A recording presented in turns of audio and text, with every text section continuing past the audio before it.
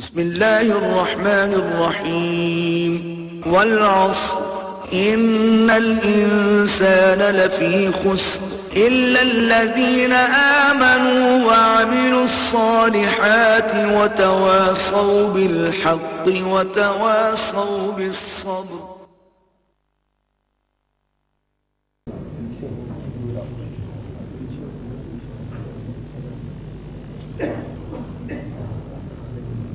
على عباده الذين اصطفى خصوصا على أفضلهم وخاتم النبيين محمد الأمين وعلى آله وصحبه أجمعين.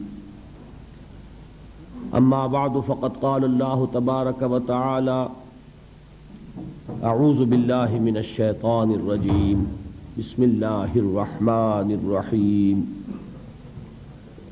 والعصر إن الإنسان لفي خسر إلا الذين آمنوا وعملوا الصالحات وتواصوا بالحق وتواصوا بالصبر. صدق الله العظيم. رب اشرح لي صدري ويسر لي أمري واحلل عقدة من لساني يفقهوا قولي. اللهم ربنا ألهمنا رشدنا وأعذنا من شرور أنفسنا. اللهم أرنا الحق حقا وارزقنا اتباعه وأرنا الباطل باطلا وارزقنا اجتنابه. اللهم وفقنا لما تحب وترضى. اللهم وفقنا أن نجاهد في سبيلك بأموالنا وأنفسنا. اللهم ارزقنا شهادة في سبيلك آمین یا رب العالمین. محترم صدر محفل اور معزز حاضرین اور محترم خواتین، آپ کے علم میں ہے کہ مجھے آج قرآن حکیم کی روح سے راہ نجات کے موضوع پر گفتگو کرنی ہے، لیکن اس سے پہلے کہ میں آج کے موضوع پر گفتگو کا آغاز کروں، میں مناسب سمجھتا ہوں کہ میرا ایک تعارف تو کل محترم نسیم الدین صاحب نے کروایا تھا، اور وہ ایک رسم ہے، ایک عام روایت ہے، اس کی حد تک میں سمجھتا ہوں کہ تقاضا کل پورا ہو چکا ہے. لیکن یہ جو چند دن آپ حضرات کی صحبت میں بسر کرنے ہیں، تو آج میں یہ چاہتا ہوں کہ میں خود آپ کو یہ بتاؤں کہ میری زندگی میں وہ کون سا حادثہ ہوا جس کے نتیجے کے طور پر میں اپنا میڈیکل پروفیشن تج کر قرآن حکیم کے درس و تدریس یا دین کی دعوت و تبلیغ میں ہمتن لگ گیا. گویا کہ میں آج خود پہلے اپنا اور اپنے کام کا ایک تعارف آپ حضرات سے کرا رہا ہوں. میرے شعور کی سب سے زیریں اور تحتانی سطح پر یہ بات آپ نے کل محسوس کر لی ہوگی کہ سب سے گہرے نقوش علامہ اقبال مرحوم کی ملی شاعری کے ہیں. بالکل بچپن ہی سے میں ان کا کلام پڑھ رہا ہوں، اور ابھی میں 5ویں جماعت کا طالب علم تھا جبکہ میں بانگ درا پڑھ رہا تھا. اس سے ایک جذبہ ملی، خاص طور پر آپ کو معلوم ہے کہ اس میں ایک امید افزا پیغام ہے ملت اسلامیہ کے لیے کہ کتاب ملت بیضا کی پھر شیرازہ بندی ہے، یہ شاخ ہاشمی کرنے کو ہے پھر برگو بر پیدا. نوا پیدا کرے بلبل کے ہو تیرے ترنم سے، کبوتر کے تنے نازک میں شاہی کا جگر پیدا. میں یہ عرض کر دوں کہ ہمارے جو قومی شاعر ہیں ان میں اس میں کوئی شک نہیں کہ اس صدی میں بر صغیر پاک و ہند میں پہلے نام آئیں گے علامہ شبلی کے اور مولانا حالی کے. مولانا حالی کی مسدس، اس میں کوئی شک نہیں ہے کہ جسے انگریزی میں ایپک میکنگ کتاب کہا جاتا ہے، یعنی زمانہ ساز کتب میں اس کا شمار ہے. لیکن آپ ایک بات نوٹ کریں گے کہ مسدس پر بحیثیت مجموعی ایک مایوسی کا رنگ غالب ہے۔ چنانچہ اس کے سرنامے کے جو 2 اشعار ہیں وہ آپ کو شاید یاد ہوں کہ پستی کا کوئی حد سے گزر نہ دیکھے، اسلام کا گر کر نہ ابھر نہ دیکھے، مانے نہ کبھی کہ مد ہے ہر جزر کے بعد، دریا کا ہمارے جو اتر نہ دیکھے۔ یہ انتہائی ایک مایوسی کی کیفیت ہے، اور واقعہ یہ ہے کہ اس صدی کے آغاز میں عالم اسلام کی جو کیفیت تھی اس کے نتیجے میں یہ مایوسی ہی پیدا ہو سکتی تھی۔ پہلی جنگ عظیم کے بعد وہ جو عظیم سلطنت عثمانیہ تھی وہ ختم ہو گئی، اس کا وجود تک باقی نہ رہا۔ دی گریٹ آٹومان امپائر نسیم منسیہ ہو گئی، چھوٹے چھوٹے ملک وجود میں آ گئے، اور وہ بھی کوئی برطانیہ کے پاس، کوئی فرانس کے پاس، کوئی اٹلی کے پاس، کوئی کسی اور کے پاس۔ پورا عالم اسلام مغربی اقوام کی براہ راست غلامی میں آ گیا۔ یہ انتہائی ہماری تاریخ کا پستی کا وقت ہے، جس زمانے میں کہ مولانا حالی نے مسدس لکھی۔ اس کے اختتام پر بھی جن حضرات کو مسدس سے کوئی دلی تعلق ہے، اور مجھے یہاں آ کر خاص محسوس ہوا کہ حافظ عرفان صاحب جو یہاں کی ایک جانی پہچانی شخصیت ہیں، انہیں مسدس میں سمجھتا ہوں کہ شاید اکثر و بیشتر یاد ہے، اور مجھے محسوس ہوا کہ واقعتاً وہ کتاب ایسی ہے کہ اس کے ساتھ ہمارا ایک ذہنی ربط و تعلق رہنا چاہیے۔ اس کے اختتام پر مناجات بحضور سرور کونین کے عنوان سے جو نظم ہے، اس کا بھی آغاز اسی سے ہوتا ہے کہ اے خاصہ خاصان رسول وقت دعا ہے، امت پہ تیری آ کے عجب وقت پڑا ہے، وہ دین جو بڑی شان سے نکلا تھا وطن سے پردیس میں، وہ آج غریب الغربا ہے۔ وہی مایوسی کی کیفیت۔ ہمارے قومی شعراء میں علامہ اقبال پہلی شخصیت ہے جن کے ہاں آپ کو دونوں رنگ ملیں گے۔ مرثیہ بھی کہا ہے انہوں نے، مسلمانوں کی جو اس وقت کی زبوں حالی تھی اس پر بھی تبصرہ کیا ہے، خون کے آنسو بھی روئے ہیں، لیکن ساتھ ہی ایک پیغام دیا ہے کہ اب دوبارہ دیکھیے ان کے اشعار، نکل کے صحرا سے جس نے روما کی سلطنت کو الٹ دیا تھا، سنا ہے یہ قدسیوں سے میں نے، وہ شیر پھر ہوشیار ہوگا۔ اب یہ جو انداز تھا، ایک خوشخبری، ایک امید افزا پیغام کہ اب پھر وہ وقت آئے گا کہ خلیل اللہ کے دریا میں ہوں گے پھر گوہر پیدا۔ اب پھر وہ دریا جو ہے توحید کا دریا، اللہ کے رسولوں کا وہ دریا، اب اس میں نئے موتی جو ہیں وہ پھر پیدا ہوں گے۔ تو یہ ایک امید افزا پیغام تھا۔ میرے ذہن پر، میرے احساسات پر، ابھی یہ لفظ حافظ صاحب نے استعمال کیا، میرے احساسات پر جو سب سے گہرا اثر ہے وہ علامہ اقبال کے ان اشعار کا ہے۔ کل بھی آپ نے نوٹ کیا ہوگا جواب شکوہ کا وہ شعر کہ وہ زمانے میں معزز تھے مسلمان ہو کر، اور تم خار ہوئے تاریک قرآن ہو کر، اور وقت فرصت ہے کہاں کام ابھی باقی ہے، نور توحید کا اتمام ابھی باقی۔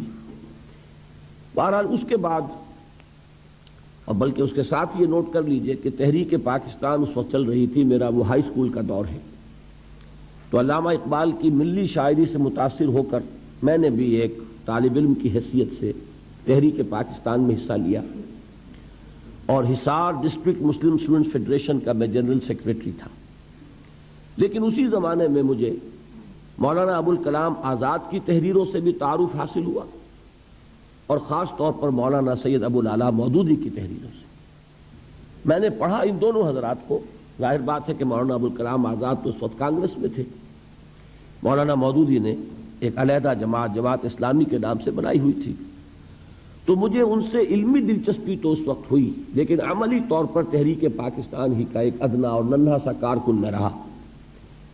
البتہ پاکستان بننے کے بعد پھر اب چونکہ وہ ملک جو اللہ نے ہمیں عطا فرمایا، در حقیقت اس ملک کا قیام تو پہلی منزل تھی ہماری، اصل سفر تو ابھی باقی تھا۔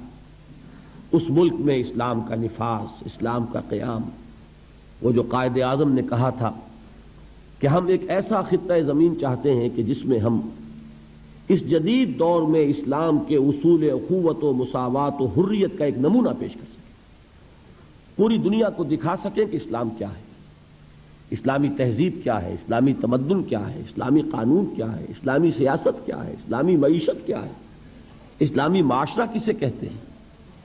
یہ اصل میں غرض تھی ہماری، یہ مقصد تھا جس کے لیے پاکستان حاصل کیا گیا. حصول پاکستان تو در حقیقت اس سفر کی پہلی منزل تھی، لیکن یہ کہ محسوس ایسا ہوا کہ شاید ہم نے اس پہلی منزل ہی کو آخری منزل سمجھ لیا، اور ہم نے آزادی کے جو مادی فوائد تھے ان کو سمیٹنے پر کمر کس لی.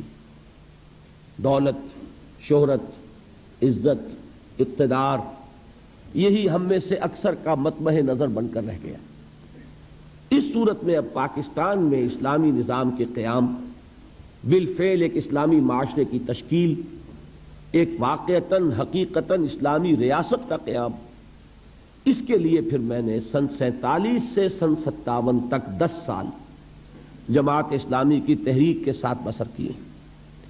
پہلے 7 سال اسلامی جمعیت طلبہ میں، اور جب میں 1954 میں MBBS سے فارغ ہو گیا تو جس دن میرا نتیجہ نکلا ہے اسی دن میں نے جمعیت طلبہ سے استعفیٰ لکھا اور جماعت اسلامی کی رکنیت کی درخواست کا جو فارم تھا پر کر دیا. 3 برس پھر لگ بھگ میں جماعت میں رہا ہوں. وہاں سے جو علیحدگی ہوئی اس کا سبب کیا تھا، یہ بات ہے اصل میں جو میں چاہتا ہوں کہ آپ کے سامنے آ جائے تو معلوم ہوگا کہ جو کچھ میں اب کر رہا ہوں اس کا کیا پس منظر ہے، صغرا کبرا کیا ہے، اس کی لاجک کیا ہے. میں نے یہ محسوس کیا کہ ہم اس ایزمپشن پر اور اس مفروضے پر آگے چل رہے ہیں کہ جب ہم سب مسلمان ہیں تو اسلامی نظام قائم ہو جانا چاہیے، جبکہ واقعہ یہ ہے کہ 200 برس کی غلامی نے اور مغربی تہذیب کے غلبے نے ہماری ایمان کی جڑوں کو کھوکھلا کر دیا. ہم مسلمان صرف وراثتاً ہیں، صرف نسلاً ہیں. ہم مسلمان اس لیے ہیں کہ مسلمان والدین کے ہاں پیدا ہو گئے، لیکن یہ کہ ہم نے شعور کے ساتھ اپنے ایک کانشس اور شعوری فیصلے کے طور پر اسلام کو قبول نہیں کیا. اور ایمان اگر ہم اپنے دلوں میں جھانکیں تو محسوس ہوگا کہ وہ صرف ایک ڈوگما ہے، ایک عقیدہ ہے، موروثی عقیدہ. اس ایمان کی ریئلائزیشن، اس کا شعور، وہ در حقیقت ہمیں حاصل نہیں، جس کا نام یقین کہا جائے گا، جس کو علامہ اقبال نے کہا ہے کہ یقین پیدا کرے ناداں یقین سے ہاتھ آتی ہے، وہ درویشی کے جس کے سامنے جھکتی ہے فغفوری. وہ یقین جب تک نہ ہو اس وقت تک اسلام پر عمل نہیں ہو سکتا. تو میں اس نتیجے پر پہنچا کہ محض اس نعرے کی بنیاد پر کہ ہم مسلمان ہیں، پاکستان میں اگر 95% 96% لوگ مسلمان ہیں تو یہاں اسلام آنا چاہیے. یہ دلیل تو صحیح ہے، لیکن اس دلیل سے اسلام آئے گا کبھی نہیں. اس کے لیے 2 چیزوں کی ضرورت ہے. پہلی چیز یہ کہ خاص طور پر جو پڑھا لکھا طبقہ، اور پڑھے لکھے سے میری مراد ہے جدید تعلیم یافتہ طبقہ، اس لیے کہ ہمارے ہاں تعلیم کے 2 نظام چل رہے ہیں. ایک قدیم ہمارا دینی نظام تعلیم ہے، ایک تو اس سے لوگ فارغ التحصیل ہوتے ہیں، وہ بھی پڑھے لکھے ہیں یقیناً، اور دوسرے نظام کے مقابلے میں زیادہ پڑھے لکھے ہیں. لیکن میں جس طبقے کا ذکر کر رہا ہوں کہ معاشرے میں جس کو کہ اصل فیصلہ کن حیثیت حاصل ہو چکی ہے، وہ تو جدید تعلیم یافتہ طبقہ ہے، اس لیے کہ پورے ملک کی باغڈور اس کے ہاتھ میں ہے. اس جدید تعلیم یافتہ طبقے کے اندر تجدید ایمان کو اثر نو مستحکم کرنے کی ایک تحریک برپا کی جائے. پہلے تو یہ چیز جو ہے وہ ضروری ہے، اس لیے کہ بہت صحیح کہا جس نے کہا کہ گلا تو گھونٹ دیا اہل مدرسہ نے تیرا، کہاں سے آئے صدا لا الہ الا اللہ. ہم نے برٹرینڈ رسل کو پڑھا ہے، ہم نے ڈاروین کو پڑھا ہے، ہم نے فرائڈ کو پڑھا ہے، ہم نے مارکس کو پڑھا ہے، تو ایمان کہاں سے آ جائے گا؟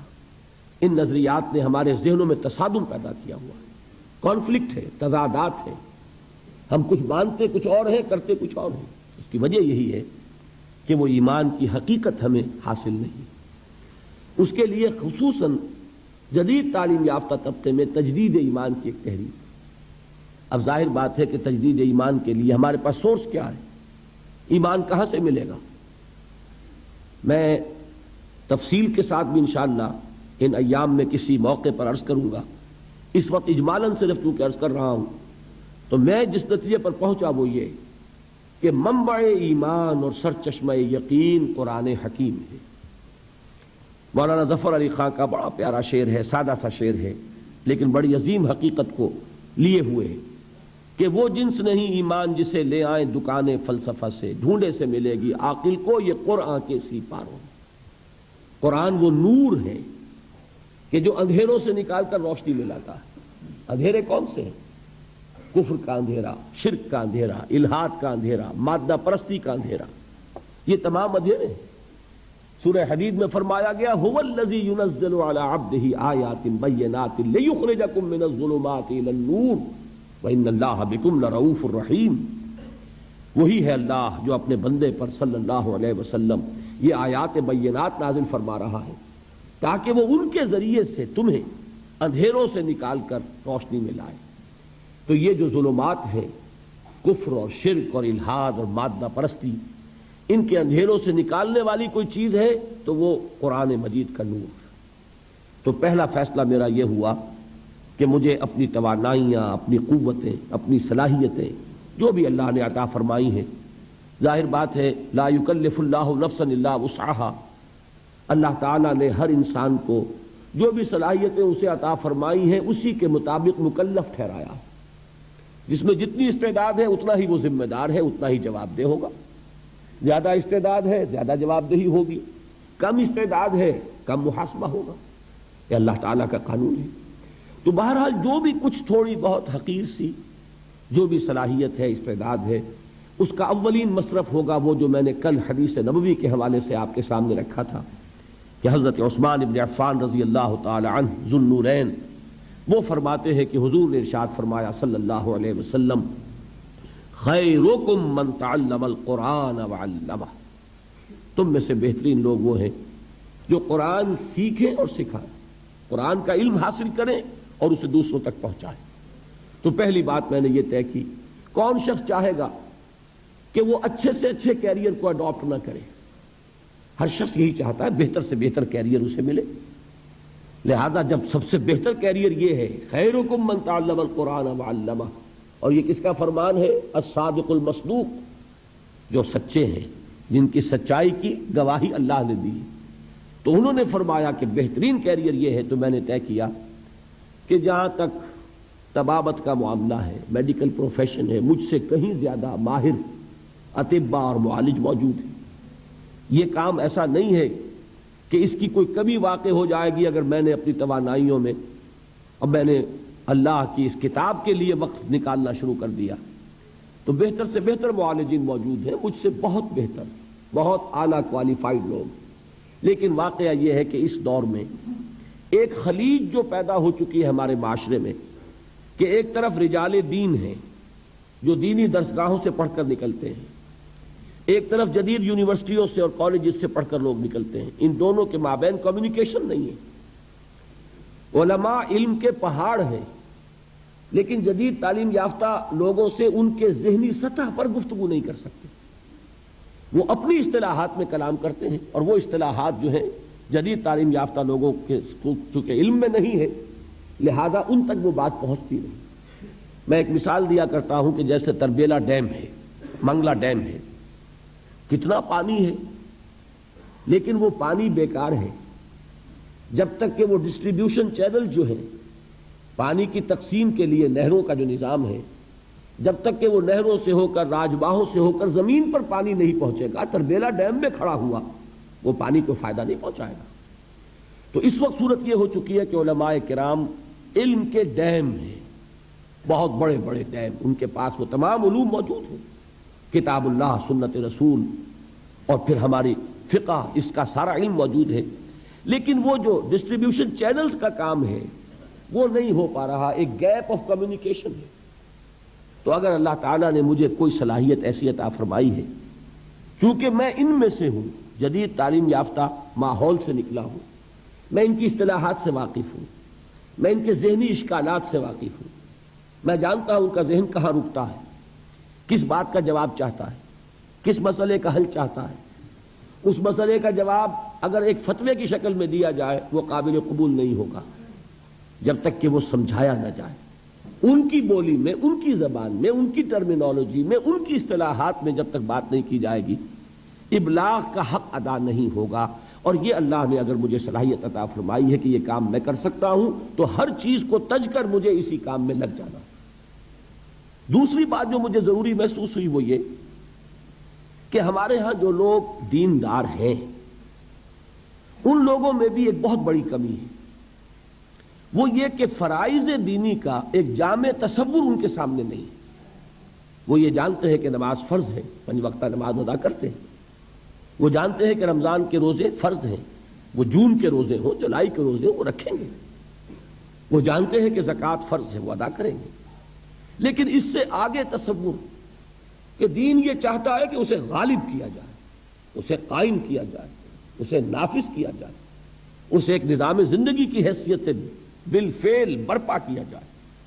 دین اپنا غلبہ چاہتا ہے، دین صرف عبادات پر قانع ہونے کے لیے تیار نہیں ہے کہ مسجد میں تو اللہ تعالیٰ کو مان لیا جائے کہ سب سے بڑی قوت وہ ہے، لیکن پارلیمنٹ میں اس کو داخل بھی نہ ہونے دیا جائے۔ یہاں اللہ کی بات نہیں چلے گی، یہاں رسول کی بات نہیں چلے گی۔ یہ بات اگر ہے تو اس کا مطلب یہ کہ ہم نے دین کا ایک بڑا محدود سا تصور اپنے سامنے رکھا ہوا۔ ضرورت اس بات کی ہے کہ جن لوگوں کے اندر وہ مذہبی جذبہ موجود ہے انہیں یہ بتایا جائے کہ دین کے اصل تقاضے کیا ہیں، دین چاہتا کیا ہے۔ کیا ذمہ داریاں صرف نماز روزہ ادا کر کے پوری ہو جاتی ہیں، یا یہ کہ اس سے بیونڈ، اس سے ماورا بھی دین کا کوئی تقاضا ہے، اس کا مطالبہ ہے۔ اب اگر یہ چیز میں اپنی تقریر، اپنی تصنیف کے ذریعے لوگوں کے سامنے رکھوں تو اس کا وہ وزن نہیں ہوگا، لیکن اگر قرآن حکیم کے حوالے سے رکھوں کہ یہ ہے قرآن جو تم سے یہ چاہتا ہے، یہ ہے قرآن جس نے کہ تمہاری فرائض کا یہ تصور دیا ہے، تو ظاہر بات ہے کہ چونکہ ان کا تصور محدود ہو گیا ہے لہذا وہ اس وقت ان کی ایکٹیویٹی محدود ہے، ان کا عمل بھی محدود ہے۔ اگر ان کا تصور فرائض دینی وسیع ہو جائے گا تو یقیناً پھر وہ اس کے مطابق کچھ نہ کچھ سرگرم عمل ہوں گے، اپنے فرائض کو ادا کرنے کے لیے کمر کس لیں گے۔ یہ 2 تقاضے ہیں جن کے تحت پھر میں نے مطالعہ قرآن حکیم کا ایک منتخب نصاب مرتب کیا۔ پورے قرآن کو، اصل میں تو قرآن تو وہی ہے، سورہ فاتحہ سے سورۃ الناس تک، ما بین الدفتین، قرآن یہی ہے، اس کا بدل کوئی شے نہیں۔ لیکن یہ کہ an introduction to قرآن، قرآن سے ایک ابتدائی تعارف کے لیے ایک منتخب نصاب جو تقریباً 2 پارے کے لگ بھگ بنتا ہے، مختلف جگہوں سے کچھ صورتیں، کچھ آیات، اور اس انتخاب میں پیش نظر یہی 2 چیزیں کہ ایک تو دین کا ہمہ گیر تصور سامنے آ جائے، دین ہے کیا، اور نمبر 2 یہ کہ دین کے تقاضے سامنے آ جائے، دین ہم سے چاہتا کیا ہے، دین کا مطالبہ کیا ہے۔ ایک شخص جو دعویٰ کرتا ہے کہ میں اسلام کو اپنے دین کی حیثیت سے قبول کرتا ہوں، تسلیم کرتا ہوں، اسے معلوم ہونا چاہیے کہ اس کے دینی فرائض کیا ہیں۔ ان 2 مقاصد کو سامنے رکھ کر میں نے ایک منتخب نصاب مرتب کیا۔ اب یہ 20واں سال ہے میری زندگی میں۔ 1965 میں میں نے اس کام کا آغاز کیا تھا، لاہور میں حلقہ مطالعہ قرآن قائم کیے، قرآنک اسٹڈی سرکلز۔ اللہ تعالیٰ نے کچھ خلق کا رجوع جو ہے یہ اللہ کے فیصلے کے تحت ہوتا ہے، لوگوں کی توجہ ہوئی۔ میرے درس میں اتوار کی چھٹی ہوتی تھی پاکستان میں اس زمانے میں، تو اتوار کی صبح میرا ایک درس ہوتا تھا بڑا، ویسے شام کو ہفتے کا کوئی دن فارغ نہیں تھا، لیکن یہ ہے کہ بڑا درس مرکزی جو ہے وہ اتوار کی صبح کو ہوتا تھا، پہلے مسجد خضرا سمن آباد میں اور پھر مسجد شہداء جو مال روڈ پر ہے لاہور میں۔ 700 افراد اس درس میں شریک ہوتے تھے بڑی پابندی کے ساتھ۔ یہ 700 کا عدد اس لیے ایک مرتبہ معلوم ہوا کہ ایک کتاب ایک روز ہم نے تقسیم کی اس درس میں، تو معلوم ہوا کہ اس کے 700 نسخے اس وقت لگے، جو لوگ موجود تھے انہوں نے لیے۔ یہ سارا کام میں کر رہا تھا تنہا، نہ کوئی تنظیم، نہ کوئی جماعت، نہ کوئی ادارہ، بالکل اپنی ذاتی حیثیت۔ لیکن یہ کہ اس کے بعد جب ہم خیالوں کا ایک حلقہ پیدا ہو گیا تو پھر 1972 میں، یعنی 7 سال بعد، پھر میں نے مرکزی انجمن خدام القرآن لاہور قائم کی۔ جو لوگ اس کام میں میرے ساتھ شریک ہونا چاہیں، ساتھی بننا چاہیں، اس لیے کہ اب اس کام کو آگے بڑھانے کے لیے پیسہ بھی درکار ہے، کتابیں چھپنی چاہیے، اور یہ کہ اس کام کو آگے بڑھانے کے لیے جو بھی مالی وسائل درکار ہیں وہ کسی فرد کا معاملہ ہوگا تو اس پر 100 طرح کی انگلیاں اٹھیں گی. ہو سکتا تھا اس سے پہلے میں نے اپنا دارالاشاعت قائم کیا ہوا تھا، لیکن یہ کہ میں نے اب انجمن کے تحت وہ سارا کام دے دیا تاکہ یہ کسی فرد کی ملکیت نہ ہو. میں آپ کو بتانا چاہتا ہوں کہ میری مطبوعات سے، میرے کیسٹس سے 1 پیسے کی آمدنی مجھے نہیں، میرا اس سے کوئی تعلق نہیں. اول تو میری مطبوعات کا جہاں تک تعلق ہے، انجمن خدام القرآن نے بھی اپنا اس پر کوئی رائلٹی، اپنا کوئی حق تصنیف نہیں رکھا. کھلی اجازت ہے، جو شخص چاہے ان کو چھاپے، بیچے یا ویسے ہی تقسیم کرے، عام دین کی تبلیغ کے لیے ان کو ڈسٹریبیوٹ کرے، کھلی اجازت ہے. یہ ہمارے ہر کتابچے پر لکھا ہوا ہوگا. لیکن یہ کہ اس کے لیے بہرحال وسائل درکار تھے، تو مرکزی انجمن خدام القرآن قائم ہوئی 1972 میں. لیکن اس کے بعد ایک سوال پیدا ہوا کہ قرآن جو کچھ بتا رہا ہے، دین کے غلبے کی عملی جد و جہد، اب محض ایک انجمن سے تو کام نہیں چلے گا، اب ایک تنظیم درکار ہے، ایک جماعت درکار ہے، ایسے لوگوں کی جو اپنا تن من دھن اس کے لیے لگانے کے لیے تیار ہو جائے، جو اپنے آپ کو ایک ڈسپلن میں دینے کے لیے تیار ہو، جو سمع و طاعت کے نظام میں آنے کو تیار ہو. تو اس کے لیے پھر 1975 میں تنظیم اسلامی ہم نے قائم کی. جب تک میں تنہا کام کر رہا تھا اس تک میرا مطب بھی ساتھ کے ساتھ جاری تھا. وہ حسرت موہانی کا بڑا پیارا شعر ہے، کیا طرفہ طبیعت ہے، کیا طرفہ تماشا ہے، حسرت کی طبیعت بھی ہے، مشق سخن جاری اور چکی کی مشقت بھی. تو میں مطب بھی کرتا تھا اور یہ کام بھی کر رہا تھا، درس قرآن بھی تھا، میثاق بھی شائع کر رہا تھا، دارالاشاعت بھی تھا. لیکن سن 71 کے حج کے موقع پر میں نے فیصلہ کیا، یہ فروری سن 71 کی بات ہے، کہ اب میری جتنی توانائیاں ہیں، جو قوتیں ہیں، جو صلاحیتیں ہیں، وہ اب ہمہ تن ہمہ وقت اسی کام کے لیے وقف رہیں گی. چنانچہ میں نے اپنے مطب کو بند کیا اور اس کے بعد سے اب تک میں نے پھر کوئی 1 منٹ بھی کسی معاشی جد و جہد میں صرف نہیں کیا. باقی یہ ہے کہ اللہ تعالیٰ صورت پیدا کرتا ہے، رزاق وہ ہے، اس نے آج تک کوئی تنگی نہیں آنے دی، کوئی میرے لیے مشکل مرحلہ نہیں آیا. اللہ تعالیٰ امتحان آزمائش سے بچا کر رکھے اور آزمائے تو اس میں استقامت عطا فرمائے کہ وہ بھی صرف اسی کی توفیق سے انسان کسی امتحان میں کامیاب ہو سکتا ہے. لیکن بہرحال سن 71 کے بعد سے یہ سن اب 85 ہے، یہ سمجھ لیجئے کہ 15واں سال ہے کہ میری توانائیاں، میرے اوقات، میری جو بھی صلاحیتیں ہیں حقیر سی اللہ کی عطا کردہ، وہ سب کی سب اسی کام کے لیے وقف ہے. اب یہاں جو آپ حضرات نے دعوت دی اور یہ پروگرام بنایا، تو اسی منتخب نصاب کا ایک خلاصہ ہے جو چند دنوں میں آپ کے سامنے پھر رکھوں گا. اس لیے کہ وہ مکمل منتخب نصاب جو ہے وہ تو ظاہر بات ہے کہ ان 7-8 دنوں میں 9 دنوں میں بیان نہیں ہو سکتا. 1 دن گزر چکا ہے، 1 دن ویسے کم ہوا ہے، تو اب ہمارے پاس لے دے کر 8 دن ہیں. ان میں مجھے انہی 2 چیزوں کو سامنے رکھ کر دین کیا ہے یہ بھی بات سمجھ میں آئے، اور اس سے بھی اہم تر یہ کہ دین چاہتا کیا ہے، ہمارے دین کی طرف سے ہم پر کیا ذمہ داریاں عائد ہوتی ہیں، یہ بات از روئے قرآن واضح ہو جائے. یہ ہے مقصد ان اجتماعات کا. وہ جو منتخب نصاب میں نے مرتب کیا، جس کے لیے میں نے اتنا طویل پس منظر بیان کیا ہے، اس کا نقطہ آغاز ہے سورۃ العصر جو میں نے ابھی تلاوت کی تھی، اور آج میں اسی کے حوالے سے کچھ باتیں آپ حضرات کے گوش گزار کر رہا ہوں کہ راہ نجات کا کیا تصور ہے از روئے قرآن. یہ سورہ مبارکہ جس کے بارے میں کہ مجھے یہ توقع ہے، ہو سکتا ہے کہ یہ میری خوشگمانی ہو، لیکن بہرحال مجھے یہ حسن ظن ہے کہ ہر مسلمان کو یہ صورت یاد ہوگی. میں پھر اس کی تلاوت کیے دیتا ہوں. گنتی کے چند الفاظ ہیں.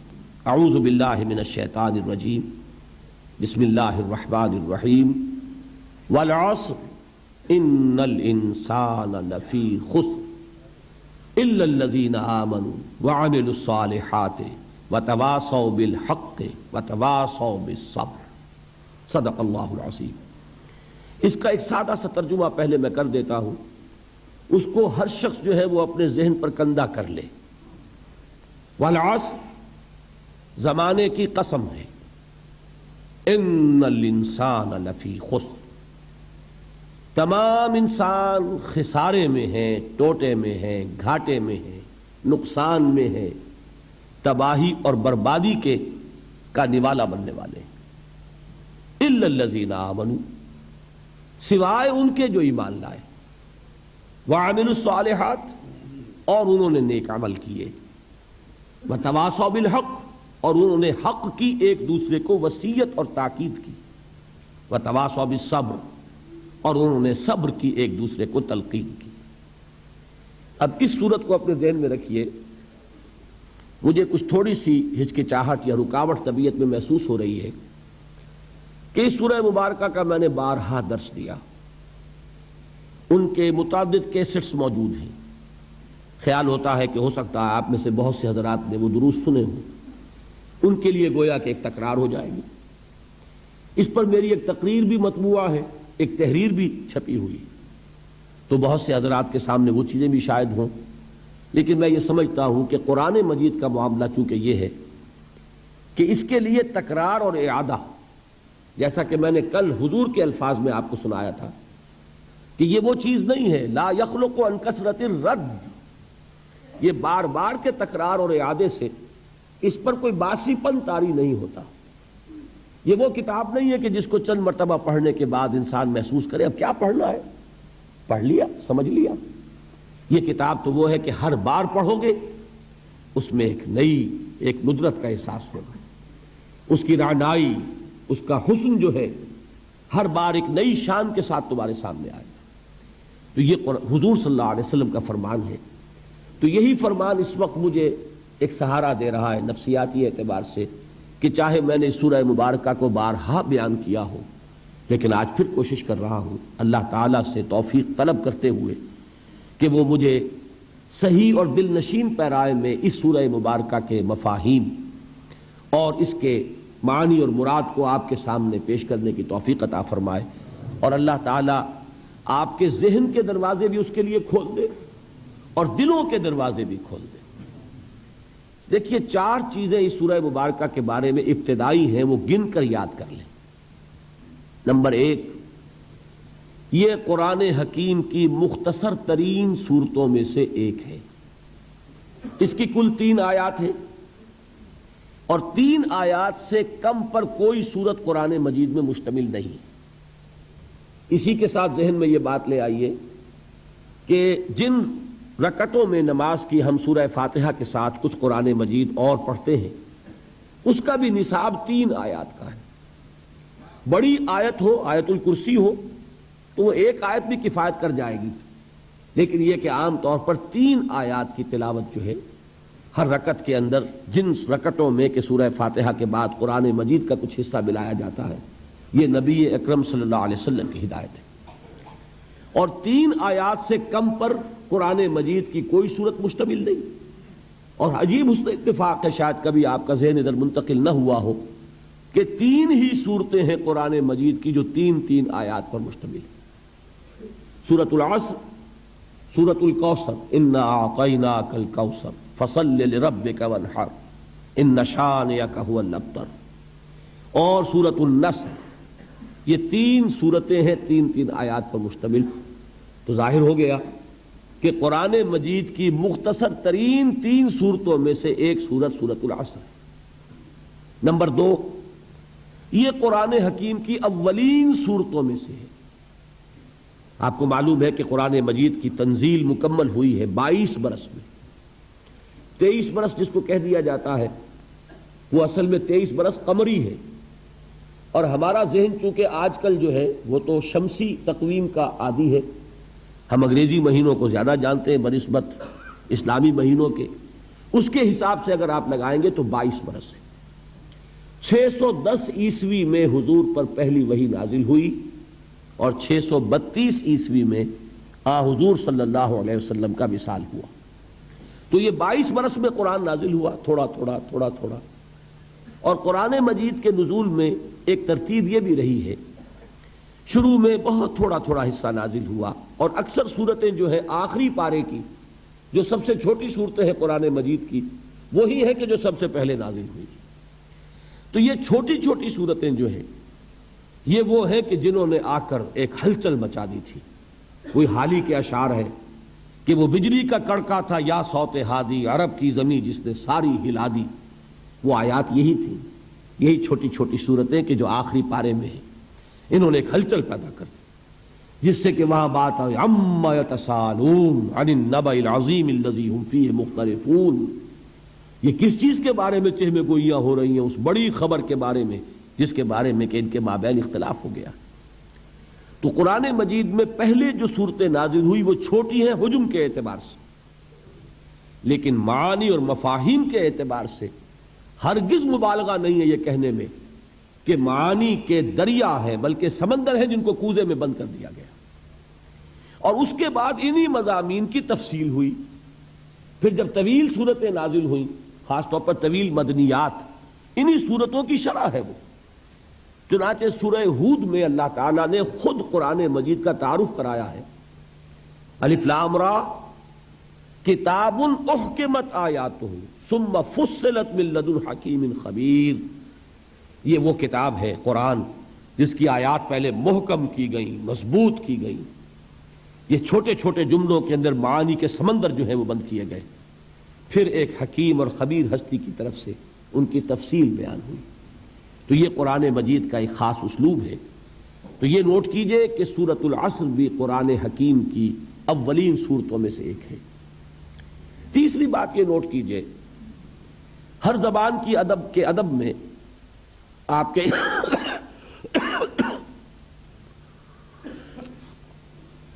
آپ کے علم میں یہ بات ہوگی یقیناً کہ ایک اصطلاح ہے سہل ممتنع، نہایت آسان زبان لیکن مضامین بہت بلند۔ بھاری بھرکم اصطلاحات میں اونچی باتیں بیان کرنا آسان ہے، مضامین بلند ہو لیکن زبان سادہ ہو یہ مشکل ہے۔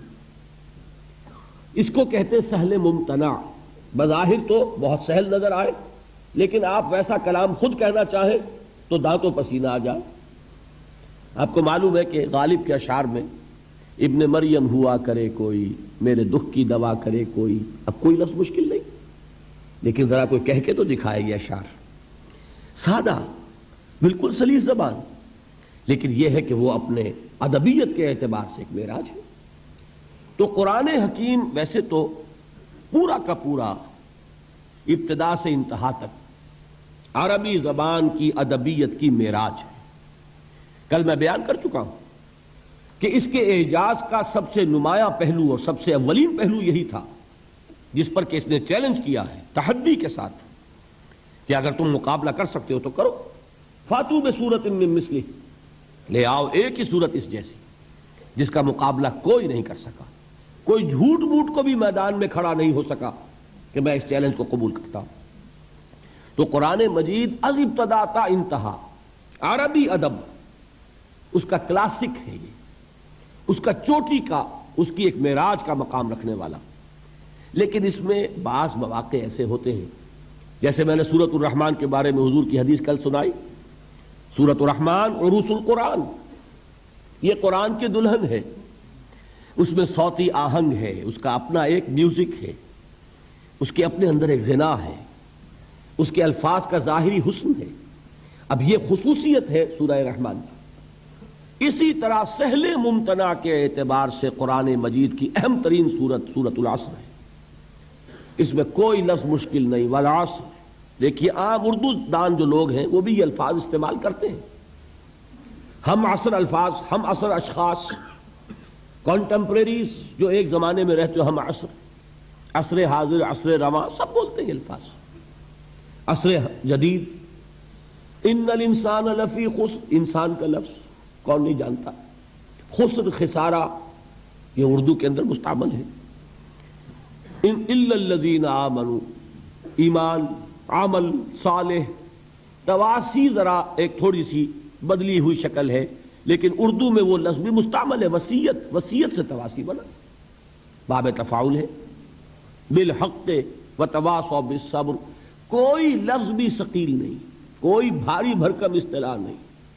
لیکن جیسا کہ میں آپ حضرات کے سامنے کوشش کروں گا کہ اس کے مفاہیم کو کسی درجے میں بیان کروں، اندازہ ہوگا کہ یہ جہاں تک علم اور حکمت کی معراج کا تعلق ہے، فلسفہ اور فلسفے کے چوٹی کے مسائل وہ اس صورت میں موجود ہیں، لیکن یہ کہ کوئی لفظ بھاری نہیں، کوئی ثقیل نہیں۔ چوتھی چیز جو اہم ترین ہے اس سورہ مبارکہ کے بارے میں وہ یہ ہے کہ میرے نزدیک، یہ میں ایک بڑی بات کہہ رہا ہوں، کہنے کی جرات کر رہا ہوں، میرے نزدیک یہ قرآن مجید کی جامع ترین صورت ہے۔ میں نے اپنا ایکسپریشن بدل دیا، پہلے میں نے کہا تھا کہ یہ اولین صورتوں میں سے ایک ہے، مختصر ترین صورتوں میں سے ایک ہے۔ اب جو بات میں کہہ رہا ہوں یہ کہ جامع ترین صورت ہے قرآن حکیم۔ اس کی وجہ یہ ہے کہ قرآن ہے ہدی للناس، رہنمائی بن کر آیا ہے، ہدایت ہے۔ اس ہدایت کے راستے کو، صراط مستقیم کو، جس قدر جامعیت کے ساتھ اس صورت نے بیان کیا ہے، قرآن مجید میں آپ دیکھیں گے ایمان کی بحث ہے، مکی صورتوں میں طویل مباحث ایمان کے، پھر اعمال صالحہ کی بحث، عبادات کی بحث، اخلاقیات کی بحث، معاملات کی بحث، یہ سب کیا ہے؟ عمل صالح کی تشریح۔ پھر تواصی بالحق، جہاد، امر بالمعروف نہی عن المنکر، یہ سب کیا ہے؟ یہ تواصی بالحق کی شرح ہے۔ قرآن مجید کے تمام مضامین کو جامع ترین صورت میں پیش کرنے والی صورت وہ سورۃ العصر ہے۔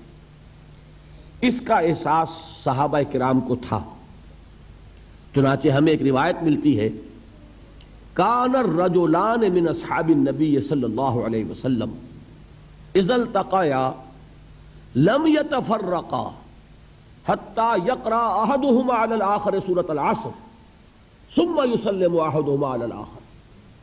حضور صلی اللہ علیہ وسلم کے صحابہ میں سے جب دو حضرات کی آپس میں ملاقات ہوتی تھی تو وہ اس وقت تک ایک دوسرے سے جدا نہیں ہوتے تھے جب تک کہ ایک دوسرے کو سورۃ العصر سنا نہیں لیتے تھے، پھر وہ ایک دوسرے کو سلام کرتے تھے اور علیحدہ ہوتے تھے۔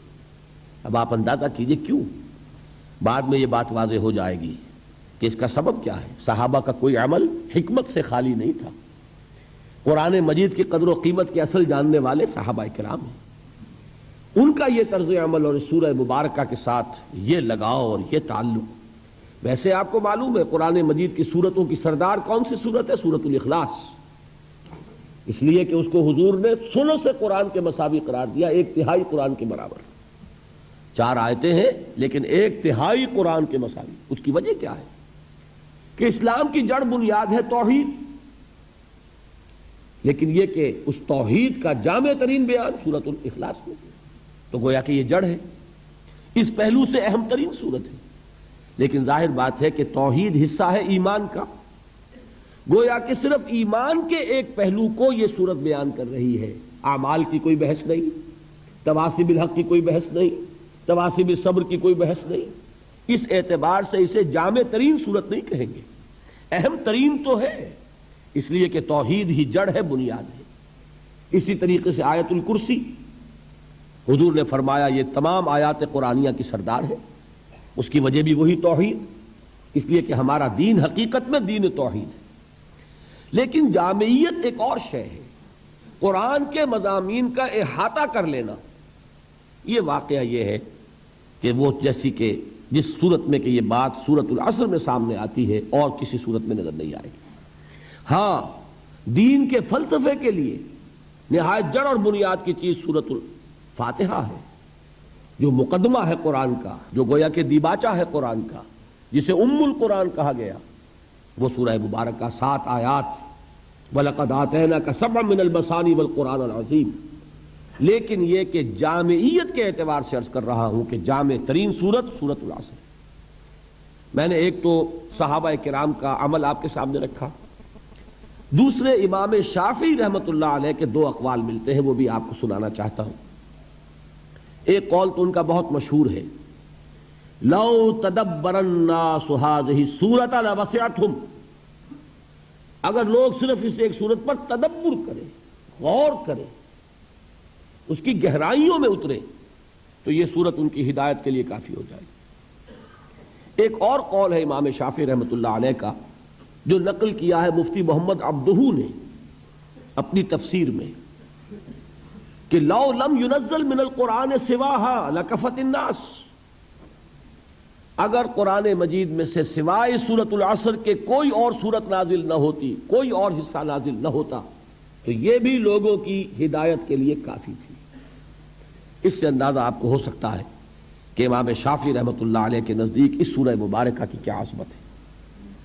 تو 4 چیزیں میں نے عرض کی ہیں، میں اس طور سے اب بیان کر رہا ہوں۔ ایک ہوتا خطابت کا انداز، ایک ہے درس کا انداز۔ درس کہتے ہیں کسی چیز کو گھسنا، پھر مٹانا، پھر گھسنا۔ جیسے بچہ لکھتا ہے سلیٹ پر، پھر مٹاتا ہے، پھر لکھتا ہے، یہ درس ہے۔ درس میں کوشش ہوتی ہے کہ ایک چیز ذہن میں اتر جائے، وہ نقش ہو جائے، یادداشت میں محفوظ ہو جائے۔ لہذا یہ 4 باتیں پھر نوٹ کیجئے۔ یہ قرآن مجید کی اولین صورتوں میں سے ہے، قرآن مجید کی مختصر ترین صورتوں میں سے ہے، سہل ممتنع کی سب سے اعلیٰ مثال ہے قرآن میں، اور نمبر 4 یہ جامع ترین صورتوں میں سے ہے۔ اب آئیے اس سے پہلے کہ آگے بڑھیں، قرآن مجید کے فہم کے 2 درجے ہیں، ان کو پہلے سمجھ لیجئے۔ یہ ہمارے پورے درس میں انشاءاللہ یہ چیز بطور تمہید آپ کو کام دے گی۔ قرآن مجید کے فہم کا ایک درجہ ہے جسے قرآن کہتا ہے تذکر بالقرآن۔ تذکر کے معنی نصیحت اخذ کر لینا، سبق حاصل کر لینا۔ جیسے آپ بچپن میں جب انگریزی ہم پڑھتے تھے، آپ کو بھی یاد ہوگا، ایک کوئی سٹوری آپ نے لکھی اور پھر لکھا مورل لیسن، اس کہانی کا سبق کیا ہے، اس سے حاصل کیا ہوا، کیا سبق ہمیں اس سے ملا۔ تو یہ در حقیقت لب لباب ہے کہ اس کہانی کا یہ سبق ہے، اس کا یہ مورل لیسن ہے جو ہمیں حاصل ہوا۔ ایک ہے قرآن مجید سے اس کے اصل سبق کو حاصل کر لینا، اس کو قرآن کہتا ہے تذکر، یاد دہانی، نصیحت اخذ کر لینا۔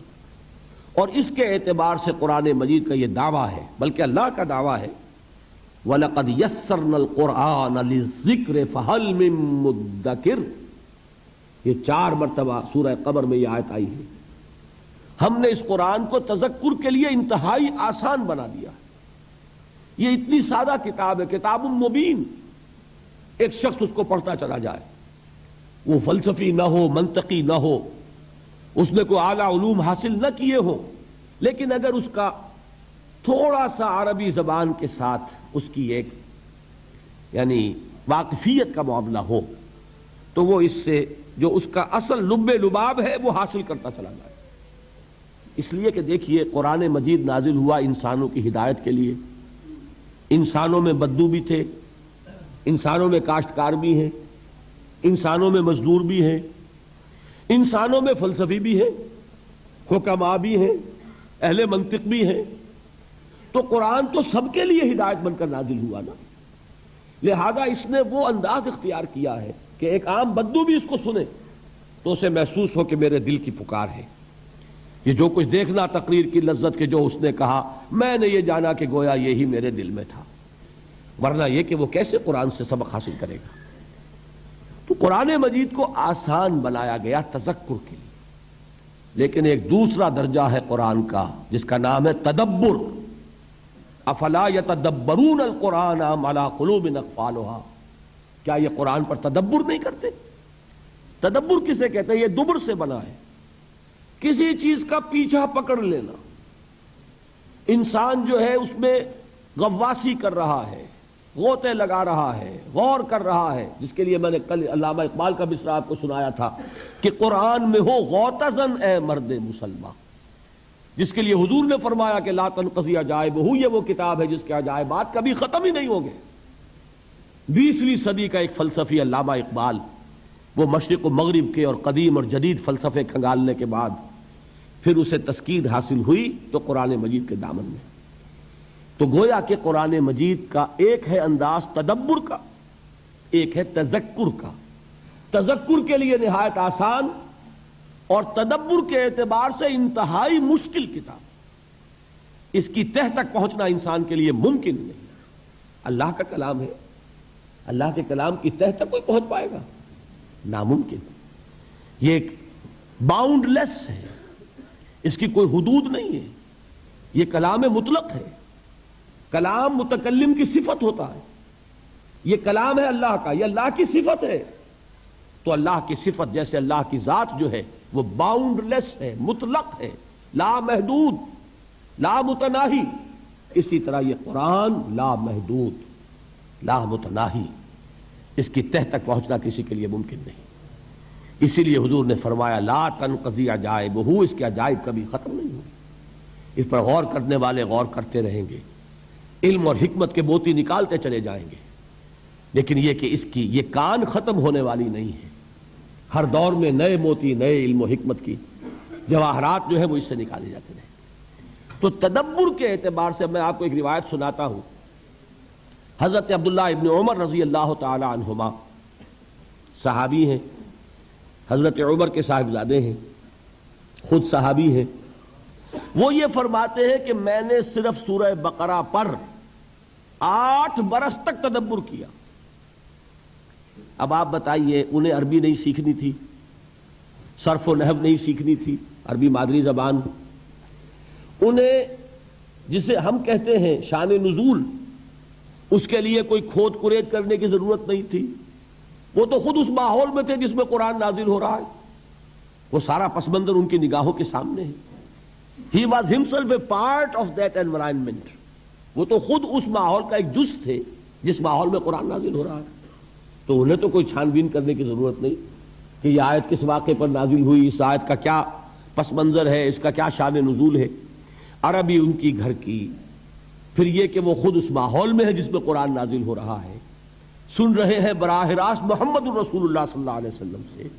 پھر کیا چیز تھی کہ 8 برس تک تدبر کر رہے ہیں صرف سورہ بقرہ میں۔ سورہ بقرہ قرآن مجید کا 12واں حصہ بنے گا نا، 12ویں سے بھی کم، 13واں بنے گا شاید۔ اس حساب سے جمع کیجئے تو 13 8 104، 104 برس تو ہونے چاہیے تو قرآن مجید پر تدبر کے۔ کس کو؟ صحابی کو۔ تو تاب دیگراں چے رسد، ہم تک وہ معاملہ پہنچے گا تو ہمیں تو 1000 برس کی عمر چاہیے، تب بھی میں آپ سے عرض کرتا ہوں کہ قرآن پر تدبر کا حق ادا نہیں کیا جا سکتا۔ یہ تو جنریشن آفٹر جنریشن، نسل بعد نسل لوگ اپنی زندگیاں لگائیں گے۔ امام راضی یہ نہیں کہہ سکے کہ میں نے پورا قرآن سمجھ لیا۔ 30 جلدوں میں تفسیر لکھنے والا شخص جو اپنے وقت کے فلسفہ اور علم کلام کے معراج پر پہنچا ہوا ہے، منطق جس کی گھر کی لونڈی ہے، جس کے لیے کہ صرف اور نحو جو ہے وہ ایسے ہے کہ جیسے جن سے کہ انسان کھیلتا ہو، کھلونے ہو، لیکن بعض مقامات قرآن مجید کے ایسے آتے ہیں کہ جیسے انسان قلم رکھ دے، گھٹنے ٹیک دے۔ وہ آیہ مبارکہ کل آئی تھی غالباً حافظ عرفان صاحب کے بیان میں، سورہ حدید کی آیت ہے هو الاول والآخر والظاہر والباطن۔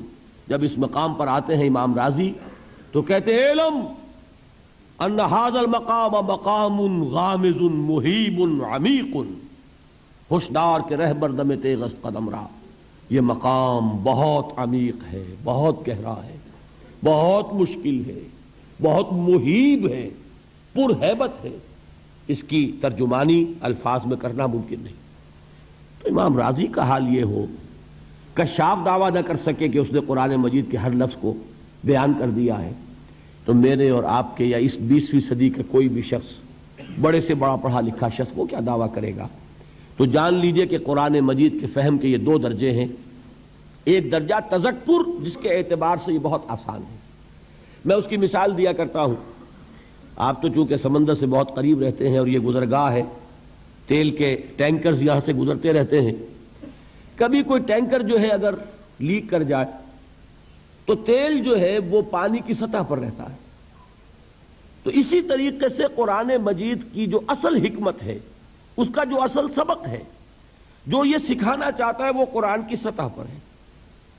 البتہ یہ کہ سمندر کی گہرائی کون ناپے گا، اسی طریقے سے قرآن مجید کی گہرائی کو ناپنا یہ ممکن نہیں۔ وہ ہے تذکر بالقرآن، یہ ہے تدبر قرآن۔ اب ذرا غور کیجئے، تذکر کے اعتبار سے سورہ مبارکہ کو سامنے رکھیے، والعصر ان الانسان لفی خسر الا الذین آمنوا وعملوا الصالحات وتواصوا بالحق وتواصوا بالصبر۔ یہ دیکھیے ایک جملہ بنا ہے، اتنی سی صرف و نحو تو میں سمجھتا ہوں کہ آپ میں سے اکثر حضرات کو آتی ہوگی، عربی بول چال تو آپ کو سب کو ہی آ گئی ہے یہاں پہ جو رہتے ہیں۔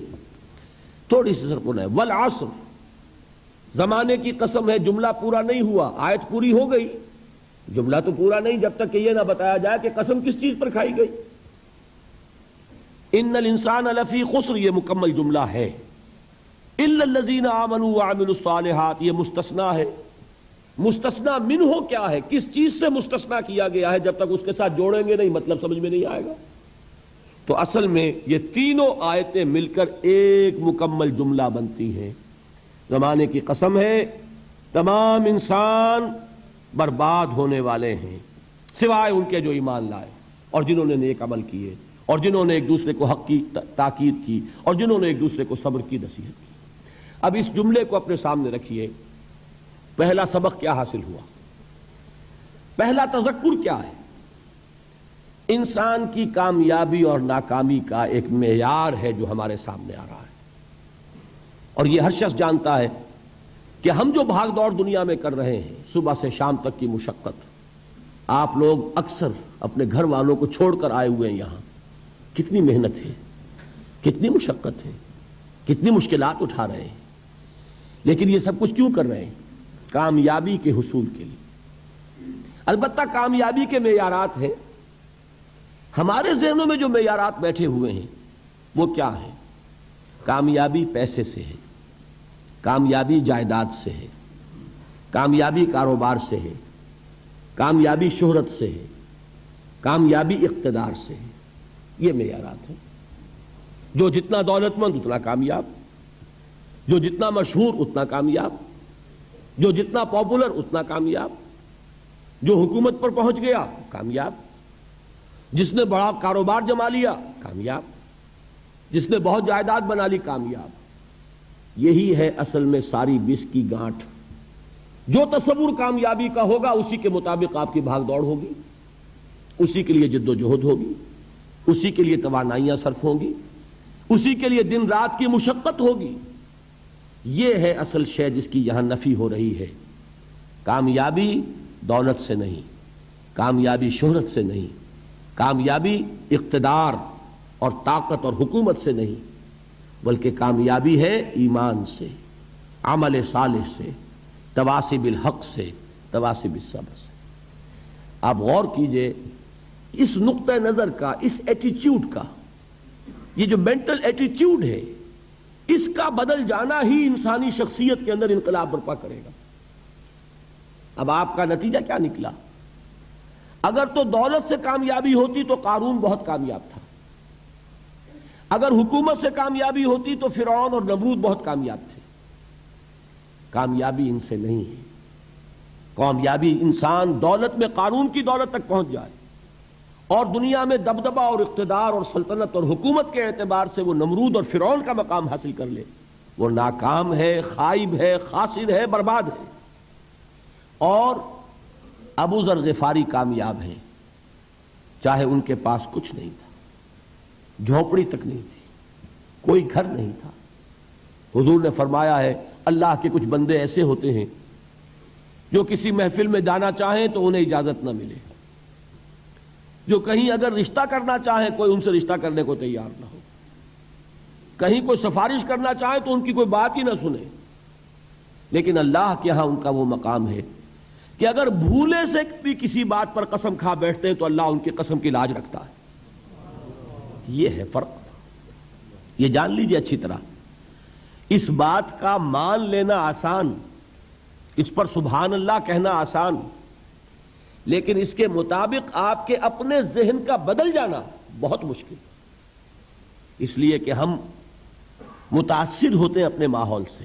کوئی بڑا محل ہے، دیکھ کر ایک دفعہ جھرجھری آتی ہے، کوئی بڑی سی 20 فٹ لمبی کار سناٹے کے ساتھ آپ کے پاس سے گزر گئی، ایک دفعہ اعصاب کے اندر ارتعاش ہوتا ہے، محسوس ہوتا ہے بڑے یہ نصیبے والے لوگ ہیں، بڑے خوش نصیب، بڑے کامیاب، حالانکہ کچھ معلوم نہیں کہ یہی سب سے بڑی بد نصیبی ہو سکتا ہے کہ یہی سب سے بڑی ناکامی ہو۔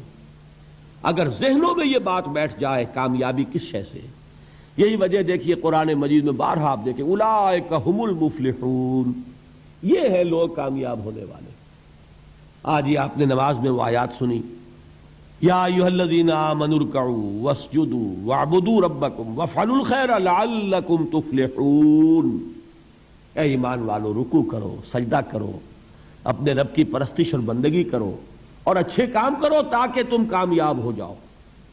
تو کامیابی کن چیزوں سے ہے؟ یہ ہے سب سے بڑا سبق۔ یہ ہمارے دل میں اگر بات بیٹھ جائے، ٹھک جائے، تو زندگی بدل جائے گی. صبح و شام بدل جائیں گے، نقشے بدل جائیں گے، بھاگ دوڑ کا رنگ بدل جائے گا، ویلیو سٹرکچر بدل جائے گا. آج وہ ایک چیز نہایت اہم نظر آ رہی ہے، کل نہایت غیر اہم نظر آئے گی. جیسے کہ حضور کی حدیث ہے، مالی ولی دنیا، مجھے تمہاری اس دنیا سے کیا سروکار. انما مثلی کراکب استظل تحت شجرۃ ثم راح فترکھا، میری مثال تو اس سوار کی سی ہے جو تھوڑی دیر کے لیے ایک درخت کے سائے میں ٹھہرتا ہے سستانے کے لیے، پھر وہ اپنا راستہ لیتا ہے. اسے اس درخت سے کوئی مستقل تعلق اس کا نہیں ہے، وہ اس کا گھر نہیں، وہ اس کی منزل نہیں. اسی طرح یہ دنیا میرا گھر نہیں ہے. اب دیکھیے، ہم کہتے ہیں انا للہ و انا الیہ راجعون، ہم تو مسافر ہیں، ہم اللہ کے پاس سے آئے، اللہ کی طرف ہمیں لوٹ جانا ہے. کن فی الدنیا کانک غریب و عابر سبیل، حضور فرماتے ہیں دنیا میں ایسے رہو جیسے کہ تم اجنبی ہو یا راہ چلتے مسافر. لیکن یہ طرز عمل کب ہوگا؟ جبکہ یہ آیت ہمارے ذہنوں کے اندر بیٹھ گئی ہو. والعصر ان الانسان لفی خسر الا الذین آمنوا وعملوا الصالحات وتواصوا بالحق وتواصوا بالصبر. یہ ہے اصل بات جو میں نے عرض کیا تھا کہ میں بتاؤں گا صحابہ کیوں ایک دوسرے کو یاد دلاتے تھے. اس لیے کہ دیکھیے، جیسے برف باری اگر ہو رہی ہو، آپ باہر نکلیں گے تو برف آپ کے کپڑوں پر جم جاتی ہے نا، تو آپ جھٹکتے ہیں کپڑوں کو تاکہ برف ہٹ جائے. ہمارے ایمان پر اس دنیا میں رہتے ہوئے جب ہم متاثر ہوتے ہیں ماحول سے تو گردہ آ جاتا ہے، برف پڑ جاتی ہے، اس کو جھٹکتے رہنے کی ضرورت ہے. اور وہ جھٹکنے کی بہترین اور مؤثر ترین شکل یہی ہے کہ یاد رکھو کامیابی ان چیزوں سے نہیں ہے. چمک دمک جو ہے دنیا کی، یہ ساری چمک دمک جو تمہیں رجھا رہی ہے، جو تمہیں اپنے اندر گم کیے ہوئے ہے. یہ لفظ گم پر اقبال کا وہ شعر یاد آ گیا کہ کافر کی یہ پہچان کے آفاق میں گم ہے، اور مومن کی یہ پہچان کہ گم اس میں ہے آفاق. تم گم نہ ہو کر رہ جاؤ، اس میں مبہوت نہ ہو کر رہ جاؤ، مرعوب نہ ہو کر رہ جاؤ. دنیا ہی کی محبت تمہارے اوپر ڈیرے نہ ڈال لے، تمہارے دلوں کے اوپر مسلط نہ ہو جائے. لہذا تازہ کرتے رہا کرو، والعصر ان الانسان لفی خسر الا الذین آمنوا وعملوا الصالحات وتواصوا بالحق وتواصوا بالصبر. پھر یاد کر لو، پھر تازہ کر لو اپنے اس یقین کو کہ کامیابی دولت سے نہیں، کامیابی ثروت سے نہیں، کامیابی اقتدار سے نہیں، کامیابی شہرت سے نہیں، کامیابی جائیداد سے نہیں، کامیابی ہے ایمان سے، کامیابی ہے عمل صالح سے، کامیابی ہے تواصی بالحق سے، کامیابی ہے تواصی بالصبر سے. یہ چار چیزیں ہیں کہ جو کامیابی کے لوازم. پہلی بات یہ سمجھ میں آئی. دوسری بات، یہاں کامیابی کا اعلیٰ معیار نہیں بیان کیا جا رہا، بلکہ اس کا کم سے کم معیار بیان کیا جا رہا ہے. میں ذرا توجہ دلاؤں گا اس بات کی طرف. سطحی طور پر ذرا ہو سکتا ہے کہ اس میں کوئی مغالطہ پیش آ جائے. تقابل کیجئے ذرا. ایک سورۃ العصر ہے، والعصر ان الانسان لفی خسر الا الذین آمنوا وعملوا الصالحات وتواصوا بالحق وتواصوا بالصبر.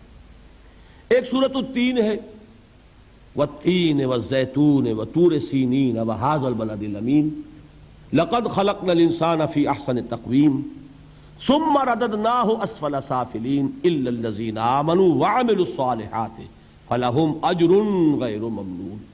اب ان کا تقابل کیجئے. سورۃ العصر یہ بتا رہی ہے کہ سب لوگ تباہی میں ہیں سوائے ان کے جو چار شرطیں پوری کریں. سورۃ التین میں اول تو صرف 2 شرطیں بیان ہوئی، 2 بیان نہیں ہوئی. کام ہلکا ہو گیا نا، آسان ہو گیا. یہاں 4 ہیں، ایمان، عمل صالح، تواصی بالحق، تواصی بالصبر. وہاں ہے ایمان اور عمل صالح صرف. نمبر 2 یہ کہ وہاں فرمایا گیا فَلَهُمْ أَجْرٌ غَيْرُ مَمْنُونَ، ان کے لیے تو بہت بڑا اجر ہے جس کا سلسلہ کبھی منقطع نہیں ہوگا. اور یہاں کہا جا رہا ہے وہ کامیابی ناکامی سے بچ جائیں گے. مستثنا ہے کس سے؟ ان الانسان لفی خسر. یہ بالکل ایسے ہی ہے جیسے کہ کسی کو آپ بچے کو، طالب علم کو کہیں محنت کرو، کوشش کرو، فرسٹ ڈویژن میں پاس ہو جاؤ گے، اور کسی سے آپ یہ کہیں کہ محنت کرو، کوشش کرو ورنہ فیل ہو جاؤ گے. اب ان دونوں کے درمیان جو فرق ہے وہی فرق ہے سورۃ التین میں اور سورۃ العصر میں. سورۃ العصر ناکامی سے استثناء کو بیان کر رہی ہے اور وہاں 4 شرطیں ہیں، اور سورۃ التین یہ اعلیٰ درجات کا بیان ہو رہا ہے اور 2 شرطیں ہیں. اس کو قرآن مجید کی ان اصطلاحات سے بھی اللہ کرے کہ آپ واقف ہو جائیں. ایک کو ہم کہیں گے کہ ایک پر انذار کا رنگ ہے اور دوسرے پر تبشیر کا رنگ ہے. یہ 2 الفاظ بارہا آپ نے پڑھے ہوں گے. سورہ بنی اسرائیل میں فرمایا حضور سے مخاطب ہو کر وَمَا أَرْسَلْنَاكَ إِلَّا مُبَشِّرًا وَنَذِيرًا، اے نبی ہم نے نہیں بھیجا آپ کو مگر بشارت دینے والا اور خبردار کرنے والا بنا کر. سورہ کہف میں جمع کے صیغے میں آیا وَمَا نُرْسِلُ الْمُرْسَلِينَ إِلَّا مُبَشِّرِينَ وَمُنذِرِينَ، ہم نہیں بھیجتے رہے اپنے رسولوں کو مگر مبشر اور نذیر بنا کر. حضور کے بارے میں فرمایا اِنَّا أَرْسَلْنَاكَ شَاهِدًا وَمُبَشِّرًا وَنَذِيرًا. جمع کے صیغے میں سورہ نساء میں فرمایا رسلا مبشرین ومنذرین لئلا یکون للناس علی اللہ حجۃ بعد الرسل وکان اللہ عزیزا حکیما. ایک ہے ابشار بشارت دینا، ایک ہے انذار خبردار کرنا. اور آپ کو معلوم ہے کہ کسی بھی تربیت کے اندر ان دونوں چیزوں کی ضرورت ہے. کبھی ایسا ہوتا ہے کہ ڈانٹ ڈپٹ کی ضرورت پیش آتی ہے، دھمکی کی ضرورت پیش آتی ہے، باز آ جاؤ، اپنے رویے کو درست کرو ورنہ پکڑ ہوگی، سزا ملے گی. کبھی آپ شاباش دیتے ہیں، ہمت کرو، گھبراؤ نہیں، تمہارے اندر صلاحیت ہے، مایوس نہ ہو، ہمت تمہاری کیوں جواب دے رہی ہے، تم بڑے ذہین ہو، محنت کرو، بڑے اعلیٰ درجات ملیں گے. قرآن مجید میں یہ دونوں رنگ ہیں جو اختیار کیے گئے، ایک تبشیر کا رنگ ہے، ایک انذار کا رنگ ہے. سورۃ العصر میں انذار کا رنگ ہے، خبردار، تمام انسان ہلاکت اور بربادی کا نوالا بننے والے ہیں سوائے ان کے جو 4 شرطیں پوری کریں. الا الذین آمنوا وعملوا الصالحات وتواصوا بالحق وتواصوا بالصبر. تو معلوم یہ ہوا کہ یہ کامیابی کے جو منیمم پری ریکویزٹس ہیں، مجھ سے کہا گیا کہ انگریزی کے الفاظ کا فوراً ترجمہ کر دیا کرو، اور میں کر دیتا ہوں. اصل میں مغالطہ آپ کو یہ ہوتا ہے میں ترجمہ کہہ کے نہیں کرتا، لیکن اس کے بعد میں فوراً اردو کا مترادف جو ہے وہ لے آتا ہوں. لیکن میں یہ اس لیے استعمال کرتا ہوں انگریزی اصطلاحات، جیسا کہ میں نے عرض کیا تھا کہ میرے اصل مخاطب ہیں جدید تعلیم یافتہ لوگ، اور جدید تعلیم یافتہ لوگوں کے کمیونیکیشن جو ہے، ابلاغ، وہ ان انگریزی اصطلاحات کے ذریعے سے زیادہ بہتر اور صحیح تر ہوتا ہے، ورنہ وہ بات سمجھیں گے نہیں. اسی لفظ ابلاغ کو وہ نہیں سمجھیں گے اور کمیونیکیشن کو سمجھ لیں گے. یہ ہے اصل میں ساری مصیبت کے جو اس وقت ہمارے سامنے ہے، اس لیے یہ الفاظ ہم استعمال کرتے ہیں. تو میں یہ کیا عرض کر رہا تھا کہ در حقیقت ان الانسان لفی خسر الا الذین آمنوا وعملوا الصالحات وتواصوا بالحق وتواصوا بالصبر. یہ منیمم پری ریکویزٹس ہیں، کم سے کم لوازم ہیں نجات کے. ان سے کم تر پر نجات کا کوئی سوال نہیں، اس لیے کہ قسم کھا کر اللہ فرما رہا ہے، زمانے کی قسم ہے، تمام انسان خسارے میں ہیں سوائے ان کے جو 4 شرطیں پوری کریں.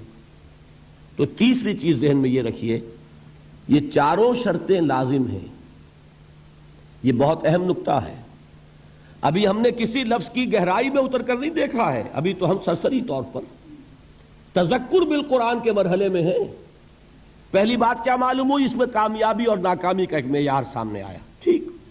نمبر 2، یہ کامیابی کے کم سے کم شرائط کا بیان ہے، منیمم ریکوائرمنٹس. میں نے ایک مرتبہ ایچسن کالج لاہور میں جب تقریر کی سورۃ العصر پر، تو طلباء کے ذہن کی مناسبت کے اعتبار سے کہا کہ بھائی یہ فرسٹ ڈویژن کا بیان نہیں ہے، یہ 3rd ڈویژن میں کامیابی کا بیان ہے، اس سے کم تر پر فیلیور ہے. اس لیے کہ فرمایا گیا والعصر ان الانسان لفی خسر الا الذین آمنوا وعملوا الصالحات وتواصوا بالحق وتواصوا بالصبر. اسی کو میں نے اس وقت آپ کے سامنے رکھا کہ اس پر انذار کا رنگ ہے، خبردار کرنے کا انداز ہے، زجر کا، ڈانٹ ڈپٹ کا انداز ہے کہ اگر کامیابی چاہتے ہو تو یہ 4 شرطیں پوری کرنی ہوں گی. اب تیسری بات جو عرض کر رہا ہوں یہ اہم ترین ہے کہ یہ 4 شرطیں لازم ہیں. اگر اللہ تعالیٰ نے کامیابی کے لیے 4 شرطیں بیان کی ہوں تو سوچئے کیا مجھے یہ اختیار ہے کہ ان میں سے 1 کم کر دوں، 2 کم کر دوں، 3 کم کر دوں؟ کس کو اختیار ہے؟ اللہ کے بیان کردہ کسی چیز میں اختیار. یہ تو حضور سے کہا گیا تھا سورہ یونس میں ہے، مطالبہ کیا مطالبہ کرنے والوں نے، ایت بقرآن غیر ھذا وبدل ہو، اے محمد صلی اللہ علیہ وسلم یہ قرآن بہت ریجڈ ہے، بہت سخت ہے، ان کمپرومائزنگ ہے، یہ کہیں بھی کوئی رو رعایت کرنے کو تیار نہیں ہے، تو ہمارا اور آپ کا معاملہ نہیں ہو سکتا اس قرآن پر، اس قرآن میں کچھ ترمیم کیجئے یا کوئی اور قرآن لائیے۔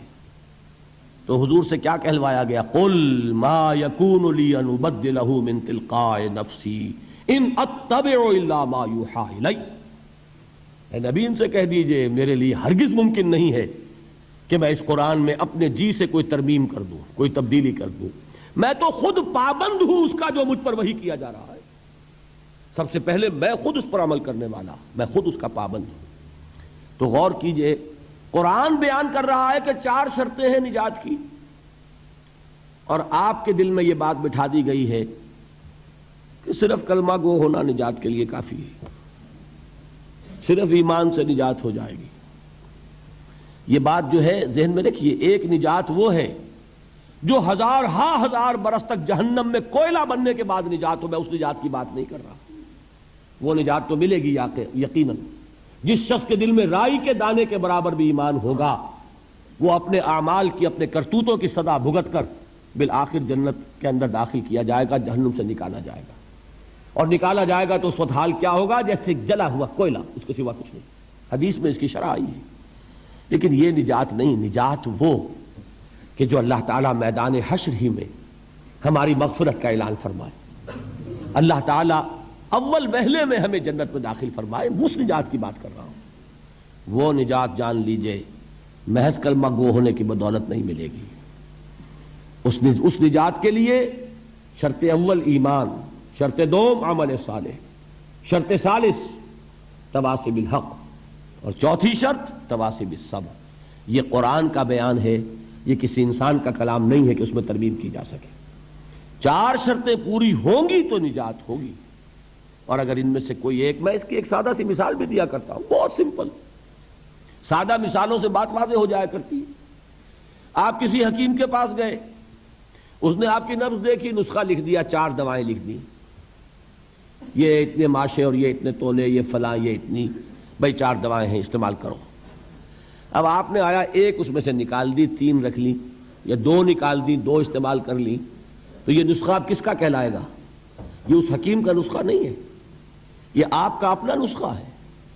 ہو سکتا ہے یہ نسخہ شفا نہ رہے، نسخہ ہلاکت بن جائے، اس لیے کہ آپ کو معلوم ہے، ہر شخص جو نسخہ لکھتا ہے وہ جانتا ہے، آپ کسی مرض میں ایک دوا دیتے ہیں جو بڑی تیز ہے، مضر ہے، ضروری بھی ہے دینی، ساتھ ہی اس کے لیے مصلح دیتے ہیں، کریکٹیو دیتے ہیں، جو اس کے تیز اثر کو ختم کر دے، اس کا جو مضرت بخش پہلو ہے اس کا ازالہ کر دے۔ اب فرض کیجئے آپ نے وہ تیز دوا تو خوب استعمال کی، اور اس کا جو وہ کریکٹیو تھا، اس کا جو مصحح تھا، اس کو آپ نے ساقط کر دیا، تو وہ نسخہ شفا ہوگا کہ نسخہ ہلاکت؟ نسخہ ہلاکت۔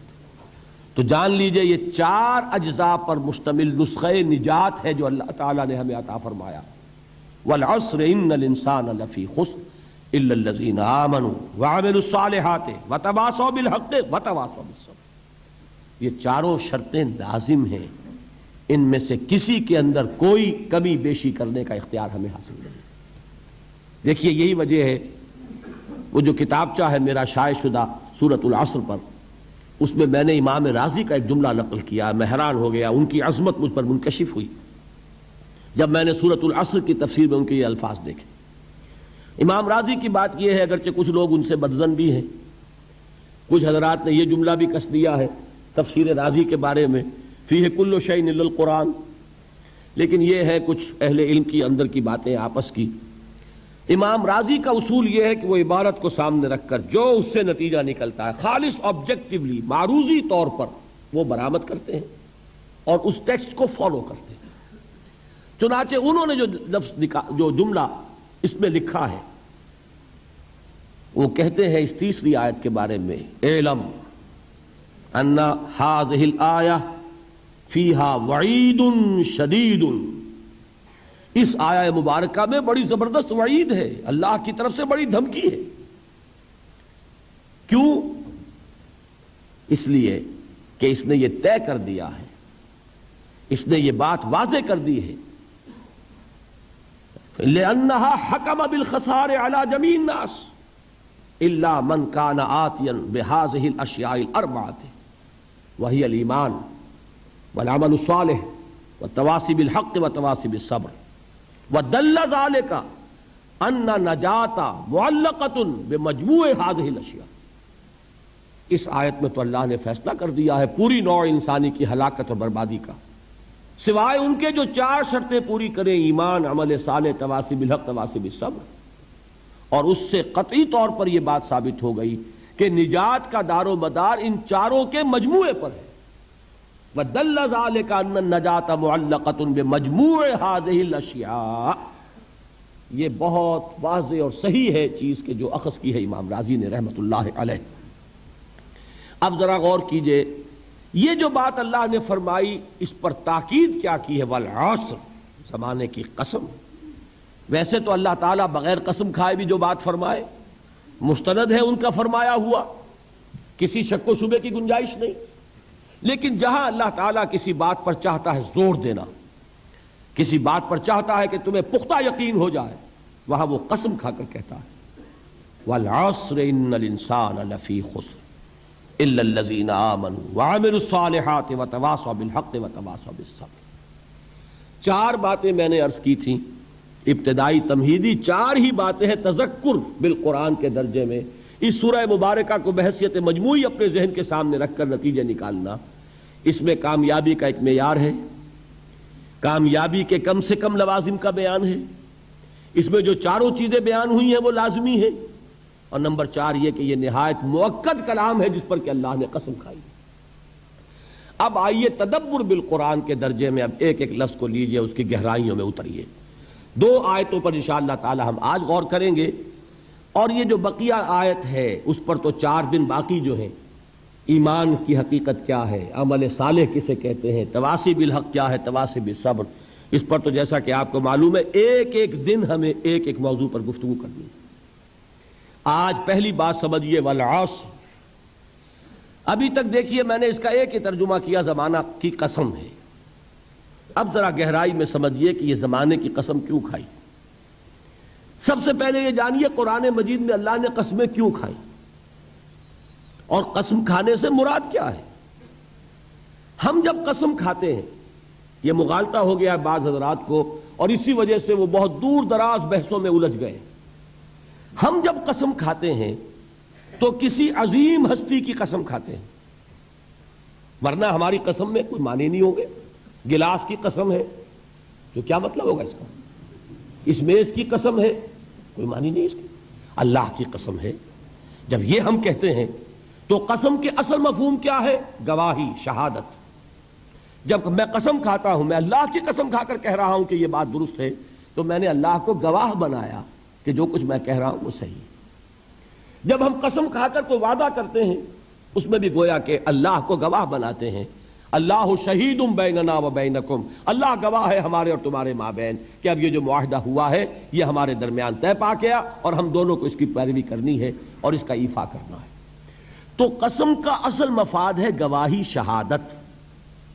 اور اللہ نے جو قسمیں کھائی ہیں قرآن مجید میں آپ کو معلوم ہے، کہیں والتین والزیتون وطور سینین، کہیں والسماء والطارق، آسمان کی قسم، سورج کی قسم، والشمس وضحاها، رات کی قسم، دن کی قسم۔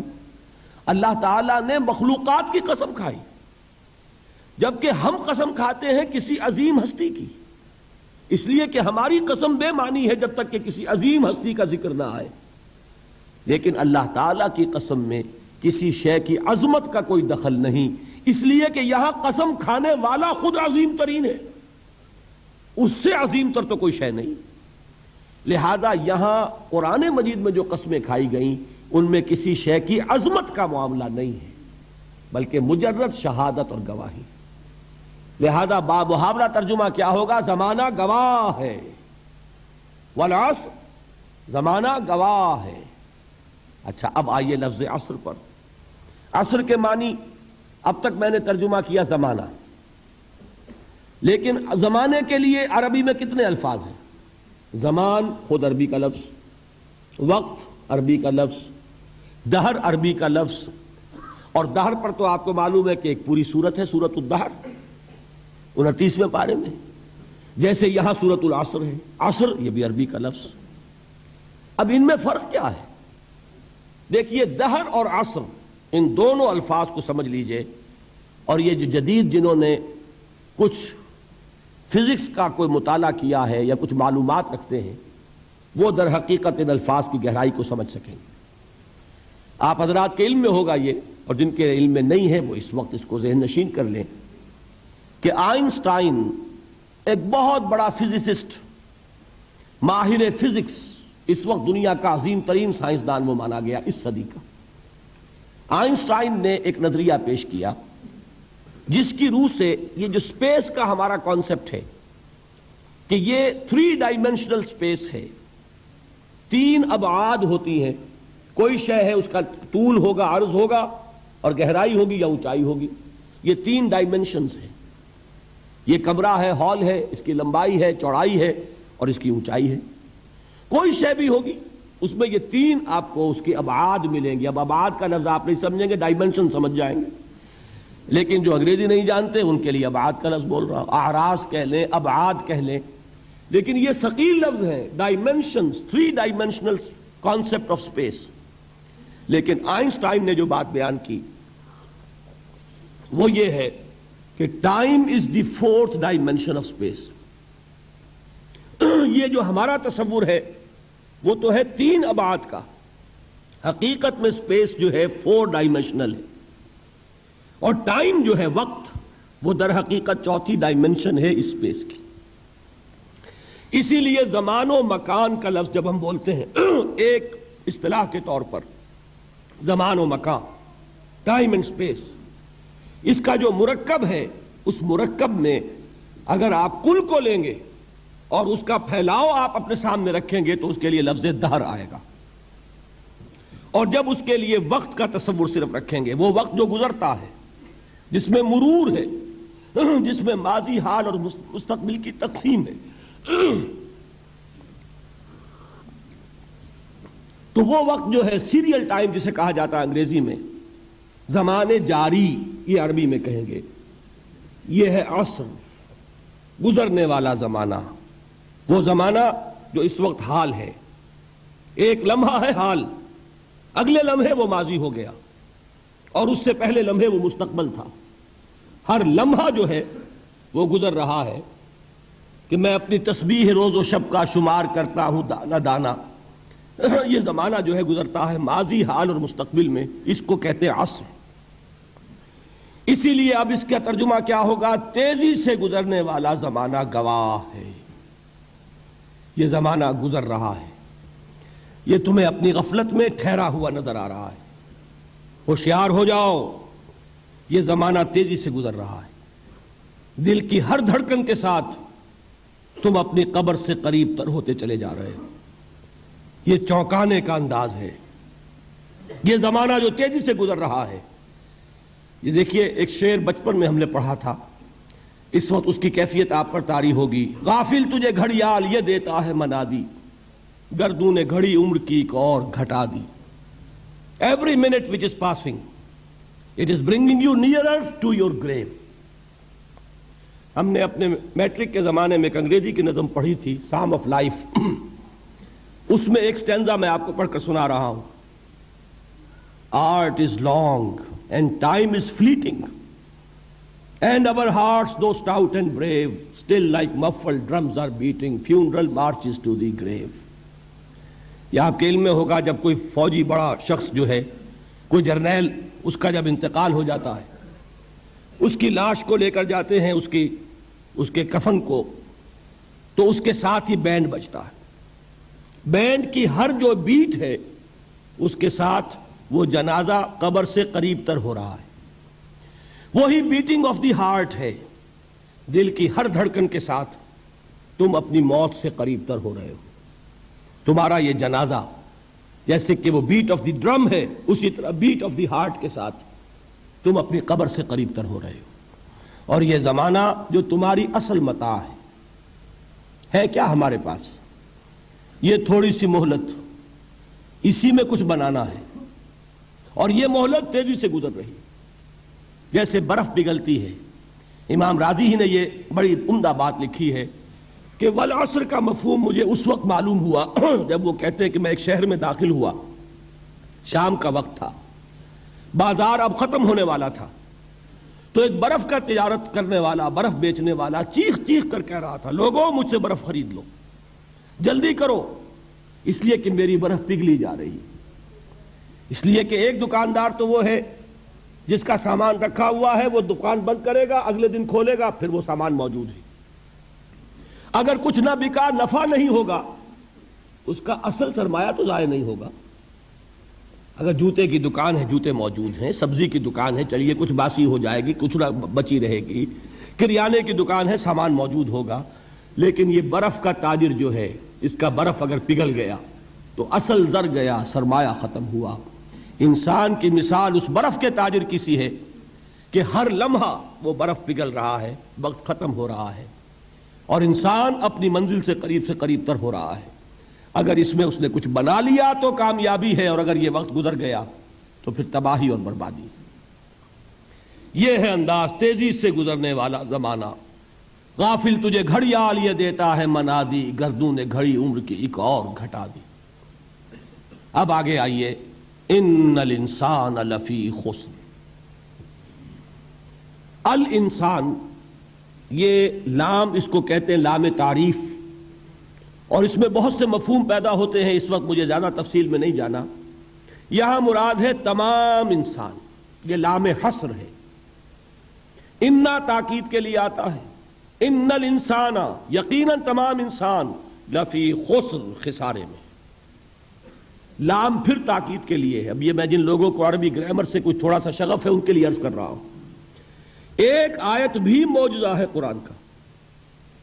عربی زبان میں کسی چیز پر زور دینے کے لیے جتنے اسلوب ممکن ہیں وہ سب کے سب اس میں جمع کر لیے۔ انا تاکید کے لیے، لام حصر تاکید کے لیے، پھر لا لفی خسر، لام پھر تاکید کے لیے، خسر نکرہ آتا ہے یہ بھی تاکید کے لیے، جملہ اسمیہ تاکید کے لیے۔ جتنے بھی امکانات ہیں عربی زبان میں زور دینے کے کسی چیز پر، وہ سب کے سب اس ایک جملے میں جمع کر دیے گئے، ان الانسان لفی خسر۔ ذرا اس آیت پر اب نگاہ کو مرتکز کیجئے، انسان کا خسارہ کیا ہے۔ دیکھیے، سب سے پہلے میں آپ کی توجہ دلاؤں گا، ذرا آنکھیں کھول کر قلب حساس کے ساتھ نوع انسانی کا مشاہدہ کیجئے، کیسے کیسے دکھ، کتنی تکلیفیں، کتنی محنت، کتنی مشقت ہے جو ہر انسان کا مقدر ہے۔ قرآن مجید میں ایک مکمل سورت ہے، سورت البلد، اس میں اللہ تعالیٰ نے متعدد قسمیں کھا کر ایک بات کہی، لا اقسم بہذا البلد وانت حل بہذا البلد ووالد وما ولد لقد خلقنا الانسان فی کبد۔ ہم نے انسان کو مشقت ہی میں پیدا کیا، یہ مشقت ہر انسان کا مقدر ہے۔ لوگ گھروں کو چھوڑ کر آئے ہوئے ہیں، کہاں کہاں انسان جاتا ہے، یہ اس دنیا میں محنت اور مشقت۔ ہاں ایک مغالطہ ہو جاتا ہے کہ شاید یہ محلوں میں رہنے والے جو ہیں انہیں کوئی مشقت نہیں، انہیں کوئی دکھ نہیں، حالانکہ حقیقت یہ نہیں ہے۔ جو جتنا امیر ہے آپ دیکھیں گے اس کی جسمانی مشقت کم ہے، ذہنی کوفت زیادہ ہے۔ ٹرینکولائزرز کی انہیں ضرورت پڑتی ہے، انہیں سیڈیٹیوز چاہیے، خواب آور دوائیں مزدور کو نہیں کبھی ضرورت پڑے گی۔ وہ 8 گھنٹے کی محنت کرنے کے بعد ایسا سوتا ہے کہ وہ صبح ہی کی خبر لے گا۔ اور یہ وہ لوگ ہیں کہ جن کو ہپنوٹکس، خواب آور دوائیاں، سیڈیٹیوز، مسکن ادویات، یہ سارا لیبلیم اور یہ ویلیم اور یہ فلاں اور یہ فلاں، یہ کن کے ہاں جاتے ہیں؟ ذہنی سکون اور اطمینان انسان کو حاصل نہیں۔ کسی کی جسمانی مشقت ہے، کسی کی ذہنی مشقت ہے۔ میں آپ کو یاد دلانا چاہتا ہوں مہاتما گوتم بدھ کا معاملہ۔ 30 برس کی عمر میں کپل وستو کا شہزادہ محل کو چھوڑ کر نکل گیا، جوان بیوی کو سوتا ہوا چھوڑ کر گیا، شیر خوار بچے کو چھوڑ کر گیا۔ راجدھانی میں رہنے والا محل کا باسی، جسے یہ معلوم ہے کہ باپ کے بعد مجھے یہ سلطنت ملنے والی ہے، کیوں گیا؟ کبھی کبھی آپ نے سوچا؟ اس نے انسان کے غم اور دکھ کا مشاہدہ کیا. اس نے دیکھا کوئی اندھا ہے ٹھوکر کھا کر گر رہا ہے، کوئی والدین کھڑے ہوئے رو رہے ہیں اور ان کی نگاہوں کے سامنے ان کا نہایت محبوب بچہ دم توڑ رہا ہے اور وہ کچھ نہیں کر سکتے. اس نے سوچا یہ صدمہ کیوں ہے انسان کے، یہ دکھ اس کا مقدر کیوں ہے؟ اس صدمے سے، اس دکھ سے نجات پانے کی بھی کوئی شکل ہے کہ نہیں ہے؟ انسانوں کی ایک عظیم اکثریت، شاہ ولی اللہ دہلوی رحمۃ اللہ علیہ کے الفاظ ہیں کہ وہ لدو اونٹ اور کولو کا بیل بن کر زندگی بسر کرتی ہے. جو 8 گھنٹے تک اینٹیں ڈھو رہا ہو، اس شخص کا تصور کیجئے آپ، وہ واقعی انسان ہے یا حیوان بن گیا ہے؟ اور 8 گھنٹے کی اس محنت کے بعد بھی ہو سکتا ہے کہ 2 وقت کی روٹی اسے پوری نہ ملے. اور یہ تو ہو سکتا ہے، نہیں ہوتا ہے کہ اگر بچہ بیمار پڑ گیا ہے تو شاید کوئی برتن بیچے بغیر اس کی دوا کا سامان نہ کر سکے. ایسا شخص کتنے بوجھوں تلا دبا ہوا ہے، کتنی مشقت کے اندر پسا ہوا ہے. لدو اونٹ اور کولو کا بیل انسانوں کی عظیم اکثریت کی سطح پر زندگی بسر کرتے ہیں. لیکن آپ کو معلوم ہے کہ کولو کے بیل کے لیے مشقت ہی مشقت ہے، اس کے احساسات یہ نہیں ہیں جو کہ ان سے انسان کو جو صدمہ پہنچتا ہے. ایک بیل کو اس سے کوئی غرض نہیں کہ اس کا کوئی بچہ بھی تھا کہ نہیں تھا، اس کو کوئی بخار ہوا ہے یا کیا ہوا ہے. اس صدمے سے وہ بیل بچا ہوا ہے. گھوڑے کو کوئی پتہ نہیں کہ میرا بھی کوئی اولاد میری ہے یا نہیں ہے اور مجھے اس کا کوئی صدمہ ہے یا دکھ ہے، کوئی پتہ نہیں. لیکن انسان کا معاملہ یہ ہے کہ والدین کو جو جو دکھ دیکھنے پڑتے ہیں اپنے بچوں کے لیے، اپنی اولاد کے لیے. رات کی نیند ہے حرام ہے اس لیے کہ بچہ بخار میں تپ رہا ہے یا درد سے تڑپ رہا ہے، لہذا نہ ماں سو سکتی ہے نہ باپ سو سکتا ہے. میں نے ایک موقع پر دیکھا لاہور میں کیروسین آئل، اس زمانے میں ابھی سوئی گیس نہیں آئی تھی اور اکثر و بیشتر جو ہے یہی مٹی کا تیل جو ہے ایندھن کے طور پر استعمال ہوتا تھا، اس کی شارٹیج ہو گئی تھی. تو کئی فرلانگ لمبی قطاریں لگتی تھیں ان دکانوں کے باہر، ڈپوں کے باہر. اور ایسے ایسے منظر بھی کہ ایک خاتون برقع پوش، ایک گود میں بچے کو لیے ہوئے، ایک کی انگلی پکڑے ہوئے، بوتل ہاتھ میں لیے ہوئے تیل کے لیے، اور کئی گھنٹے کھڑی ہے دکان پر. یہ مشقت انسان جھیلتا ہے کہ نہیں؟ غالب نے اس کا نقشہ کھینچا ہے کہ رنج سے خوگر ہوا انسان تو مٹ جاتا ہے رنج. مشکلیں اتنی بڑی مجھ پر کہ آسان ہو گئی. ہم بھول جاتے ہیں، ورنہ واقعہ یہ کہ قلب حساس ہو اگر، اور قید حیات و بند غم اصل میں دونوں ایک ہیں. موت سے پہلے آدمی غم سے نجات پائے کیوں؟ اچھا یہ تو ہوا لقد خلقنا الانسان فی کبد. حیوانات کا معاملہ ایک اور اعتبار سے آسان ہے. ان سے کوئی محاسبہ بھی ہے کیا؟ کوئی جواب دہی بھی ہے؟ کوئی ان کو اللہ کے حضور میں کھڑے ہو کر اپنے اعمال کا حساب بھی دینا ہے؟ نہیں. انسان کی یہ ٹریجڈی ہے، یہ المیہ ہے انسان کا. اس کو بھی قرآن مجید کی ایک صورت میں قسمیں کھا کر اذا السماء انشقت، اس کے بعد کیا فرمایا؟ یا ایھا الانسان انک کادح الی ربک کدحا فملاقیہ. اے انسان، تیرا المیہ، تیری ٹریجڈی اس سے کہیں بڑھ کر ہے. تجھے صدمے پر صدمے جھیلتے ہوئے، مشقت پر مشقت برداشت کرتے ہوئے ایک روز اپنے رب کے حضور میں بھی کھڑا ہونا ہے، جواب دہی بھی کرنی ہے. اس دن کے حساب سے، اس دن کے احساس سے جو بڑے بڑے ہماری امت کے عظیم جو گلے سرسبد ہیں، ان کا یہ حال آپ نے پڑھا ہوگا. حضرت ابوبکر صدیق رضی اللہ تعالی عنہ وہ ایک عجیب کیف کے عالم میں فرمایا کرتے تھے، کاش میں درختوں پر چہچہاتی ہوئی چڑیا ہوتا جس سے حساب کتاب نہیں ہوگا. کاش کہ میں گھاس کا تنکا ہوتا جو آج ہے اور کل آگ میں جلا دیا جاتا ہے، ختم ہو جاتا. اس سے محاسبہ کوئی نہیں. وہ جس کے احساس سے کہ حضرت عمر جو ہیں اپنے انتقال کے وقت سخت بے چین تھے. ان کے بیٹے حضرت عبداللہ ابن عمر رضی اللہ تعالی عنہما نے ان کا سر جو ہے وہ اپنے زانوں پر رکھ لیا تو کہا نیچے ڈال دو. ایک عجیب بے کلی اور بے چینی. انہوں نے کہا ابا جان آپ کیوں پریشان ہیں؟ آپ تو عشرہ مبشرہ میں سے ہیں، آپ کو تو اللہ تعالیٰ نے جنت کی بشارت حضور کے ذریعے سے اس دنیا میں دی. حضرت عمر فرماتے ہیں کہ خدا کی قسم اگر قیامت کے دن عمر برابر سرابر پر چھوٹ گیا تو بہت بڑی کامیابی تصور کرے. یہ احساس جن کو ہوتا ہے. حضرت علی کا حال کیا ہوتا ہے؟ ابھی جو آپ نے حافظ صاحب سے سنا یہ حضرت علی کا معاملہ ہے کہ ایک تیر پیوست ہو گیا تھا، کسی طرح نکل نہیں رہا تھا. حضرت علی نے فرمایا کہ اچھا چھوڑو مجھے، میں نماز کی نیت باندھتا ہوں. نماز کی نیت پڑھتے تھے تو لرزتے تھے، کانپتے تھے. کس کے سامنے کھڑا ہوں اور کس کے سامنے مجھے ایک دن جواب دہی کے لیے کھڑا ہونا ہوگا. لن تزولا قدم ابن آدم، حضور نے خبر دی ہے ابن آدم کے قدم ہل نہیں سکیں گے. جیسے مجرم کھڑا ہوتا ہے کٹہرے کے اندر، اس کٹہرے میں سے ہل نہیں سکو گے. حتی یسأل عن خمس، جب تک کہ 5 چیزوں کا حساب نہ لے لیا جائے.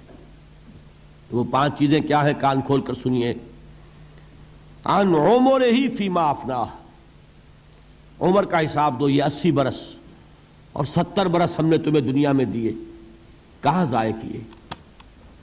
وعن شبابہ فیما ابلاہ، اور خاص طور پر جوانی کا دور، امنگوں کے دن، ولولے ہوتے ہیں، قوت ہوتی ہے، توانائی ہوتی ہے، آدمی چلتے ہوئے زمین پر پاؤں مارتا ہے، قوت جو ہے وہ اپنا اظہار چاہتی ہے. یہ جوانی کہاں گلائی؟ حساب دو، ایک ایک لمحے کا حساب دو.